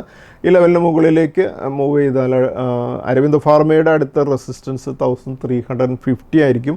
അതുപോലെ ഇന്നത്തെ നമ്മുടെ സ്റ്റോക്സ് വിത്ത് ടെക്നിക്കൽ ബ്രേക്കൗട്ടുകൾ ഏതൊക്കെയാണെന്ന് നോക്കാം. ഈ സ്റ്റോക്കുകൾ Prime Focus, Vedanta, Nippon Life Asset Management, India Cement, അതുപോലെ തന്നെ ബിർള സോഫ്റ്റ് എന്നീ സ്റ്റോക്കുകളായിരിക്കും. ഈ സ്റ്റോക്കുകളും ഒരു അപ്വേർഡ് ഡയറക്ഷനിലുള്ള സ്റ്റോക്കുകളായതുകൊണ്ട് നമുക്ക് നമ്മുടെ വാച്ച് ലിസ്റ്റിൽ കീപ്പ് ചെയ്യാം. നമ്മുടെ ഇന്നത്തെ വീഡിയോ കുറച്ച് ലെങ്ത്ത് വന്നിട്ടുണ്ടെന്ന് എനിക്കറിയാം. നിങ്ങൾക്കറിയാം ഞങ്ങളുടെ ഈ യൂട്യൂബിൽ ട്രിപ്പിൾ പ്രോഫിറ്റ് അനാലിറ്റിക്സ് എന്നുള്ള ഈ ചാനൽ ഞങ്ങൾ ഇത്രയും എഫേർട്ട് എടുത്തുകൊണ്ട് ഞങ്ങൾ ഫ്രൈഡേയും സാറ്റർഡേ ഇത്ര എഫേർട്ട് എടുത്തിട്ടാണ് ഞങ്ങൾ ഇത് വീഡിയോ റെക്കോർഡ് ചെയ്ത് ഇത്രയും ക്വാളിറ്റിയോടുകൂടി ഇത്രയധികം സ്ലൈഡുകളൊക്കെ ഇൻസേർട്ട് ചെയ്ത് ഞങ്ങൾ ചെയ്യുന്നത്. നിങ്ങൾക്കിത് സ്റ്റോക്ക് മാർക്കറ്റ് എന്നുള്ള ഒരു ഏരിയയിൽ നിന്നും ഇതുപോലെ ട്രേഡിങ് അല്ലെങ്കിൽ സ്പെക്കുലേഷനിലൂടെ പണം നഷ്ടപ്പെട്ടവരുടെ കഥകൾ മാത്രമാണ് നമ്മൾ പലരും കാണുന്നതെന്നുണ്ടെങ്കിൽ അത് അങ്ങനെയല്ല. ഇവിടെ സീരിയസ് ആയിട്ടുള്ള ഇൻവെസ്റ്റേഴ്സ് വെൽത്ത് ക്രിയേറ്റ് ചെയ്യുന്ന ഒരു ഏരിയ ആണെന്നുള്ളത് മലയാളികളെ കൃത്യമായിട്ട് എഡ്യൂക്കേറ്റ് ചെയ്യുക എന്നുള്ളൊരു പർപ്പസ് നമുക്കിതിന് പുറകിലുണ്ട്. അതിൽ നിന്ന് തന്നെ ബേസിക്കലി അതിൽ മറ്റൊരു എക്സാമ്പിൾ ഇപ്പോൾ എടുക്കാതെ എൻ്റെ ഒരു കാര്യം തന്നെ എടുക്കുകയാണെങ്കിൽ സ്റ്റോക്ക് മാർക്കറ്റിൽ നിന്ന് അതിൽ കൃത്യമായിട്ടുള്ള എഫർട്ട് ഞാൻ എടുത്തതിന് ശേഷം, അതായത് ക്വാളിഫിക്കേഷൻ ആണെങ്കിലും ഫിനാൻഷ്യൽ ഒരു പ്രൊഫഷണൽ ക്വാളിഫിക്കേഷന് വേണ്ടി ആദ്യം അത് നേടിയതിന് ശേഷം നമ്മൾ ഇത്രയും 20-25 വർഷത്തോളമായിട്ട് സ്റ്റോക്ക് മാർക്കറ്റിൽ വർക്ക് ചെയ്തുകൊണ്ടാണ് നമുക്കിവിടെ ഇതൊരു സക്സസ്ഫുള്ളായിട്ട് കാര്യങ്ങൾ ചെയ്യാൻ സാധിക്കുന്നത്. അപ്പോൾ ഈ 25 വർഷത്തിനിടയിൽ പല മാർക്കറ്റ് ക്രാഷുകൾ ഉണ്ടായിട്ടുണ്ട്. പല പീരീഡിലും മാർക്കറ്റ് കാര്യമായിട്ടുള്ള അപ്വേർഡ് ഡയറക്ഷനുള്ള മൂവ്മെൻറ്റ് ഇല്ലാത്ത പീരീഡൊക്കെ ഉണ്ടായിട്ടുണ്ട്. അപ്പോൾ അവിടെ നമ്മളൊരു ക്ഷമയോടുകൂടി കാത്തിരുന്നത് കൊണ്ടും അത് ആ ക്ഷമയാണ് നമുക്ക് അടുത്ത വലിയൊരു പ്രോഫിറ്റ് നേടാനുള്ള ഒരു ഫൗണ്ടേഷൻ ബിൽഡ് എന്നുള്ളൊരു കാര്യവും എഡ്യൂക്കേറ്റ് ചെയ്യാനായിട്ടാണ് നമ്മൾ വീഡിയോ യൂസ് ചെയ്യുന്നത്. എസ്പെഷ്യലി മാർക്കറ്റ് നല്ല രീതിയിൽ ആക്റ്റീവായിട്ട് നടക്കുന്ന സമയത്ത് ഞങ്ങൾ അത്രയധികം ഡീറ്റെയിൽഡായിട്ട് നമ്മൾ ചെയ്യാറില്ല. കാരണം അന്ന് എല്ലാവർക്കും അറിയാം പ്രോഫിറ്റ് നേടാനായിട്ട്. പക്ഷേ ഇപ്പോൾ സ്റ്റോക്കുകൾ, പോർട്ട്ഫോളിയോയിലുള്ള സ്റ്റോക്കുകൾ നമ്മുടെ വ്യൂവേഴ്സ് അത് വലിച്ചെറിഞ്ഞ് ലോസ് ബുക്ക് ചെയ്ത് പോകാതിരിക്കുന്നത് പലപ്പോഴും നമ്മുടെ വീഡിയോയിലൂടെ വരുന്ന പോസിറ്റീവായിട്ടുള്ള അതിനുള്ള കമ്മ്യൂണിക്കേഷൻ മൂലമാണ്. അതുകൊണ്ടാണ് നമ്മൾ പലപ്പോഴും ഇതുപോലെയുള്ള കാര്യങ്ങൾ നമ്മൾ ഡിസ്കസ് ചെയ്യുന്നത്. പല കാര്യങ്ങളും ഇതുപോലെ നമ്മൾ കഴിഞ്ഞ ദിവസത്തിൽ പല പോയിൻറ്റ്സും നമ്മൾ എങ്ങനെയാണ് ടെക്നിക്കൽ അനാലിസിസ് ഇൻവെസ്റ്റേഴ്സ് യൂസ് ചെയ്യേണ്ടതെന്നുള്ളതും അതുപോലെ തന്നെ എങ്ങനെയാണ് ഇപ്പോൾ പി റേഷ്യോ യൂസ് ചെയ്യേണ്ടതെന്നുള്ള കാര്യമാണെന്ന് നമ്മൾ ഡീറ്റെയിൽ ആയിട്ട് സംസാരിച്ചിട്ടുള്ളത്. ഇൻ കേസ് നിങ്ങൾക്ക് എന്തെങ്കിലുമൊക്കെ ഇതിനെക്കുറിച്ചുള്ള ഡീറ്റെയിൽസ് ഉണ്ടെങ്കിൽ എന്തെങ്കിലുമൊക്കെ ഡൗട്ട്സ് ഉണ്ടെന്നുണ്ടെങ്കിലും ഞങ്ങളുടെ അടുത്ത് കമ്മ്യൂണിക്കേറ്റ് ചെയ്യുകയാണെങ്കിൽ അതിനും അടുത്ത വീഡിയോസിൽ ഞങ്ങളതിൻ്റെ എക്സ്പ്ലനേഷൻസ് കൂടെ ഇൻക്ലൂഡ് ചെയ്യാനായിട്ട് ശ്രമിക്കാം. അതുകൊണ്ട് നിങ്ങൾക്ക് എന്തെങ്കിലുമൊക്കെ അങ്ങനത്തെ ഡൗട്ട്സ് ഉണ്ടെങ്കിൽ ഞങ്ങളുടെ കമൻറ്റ് ബോക്സിലും അത് കമൻറ്റ് ചെയ്യാനായിട്ട് ശ്രമിക്കുക. Thank you. സെബി നൽകുന്ന രജിസ്ട്രേഷനും നിസം സർട്ടിഫിക്കേഷനും റിസർച്ച് അനലിസ്റ്റിൻ്റെ പ്രകടനത്തിന് ഒരു ഉറപ്പും നൽകുന്നില്ല. സെക്യൂരിറ്റീസ് മാർക്കറ്റുകളിലെ നിക്ഷേപം നഷ്ടസാധ്യതകൾക്ക് വിധേയമാണ്. നിക്ഷേപിക്കുന്നതിന് മുമ്പ് ബന്ധപ്പെട്ട എല്ലാ രേഖകളും ശ്രദ്ധാപൂർവം വായിക്കുക. ഇന്ന് ഉദ്ധരിച്ച സെക്യൂരിറ്റികൾ ഉദാഹരണങ്ങൾ മാത്രമാണ്, റെക്കമെൻഡേഷൻസ് അല്ല.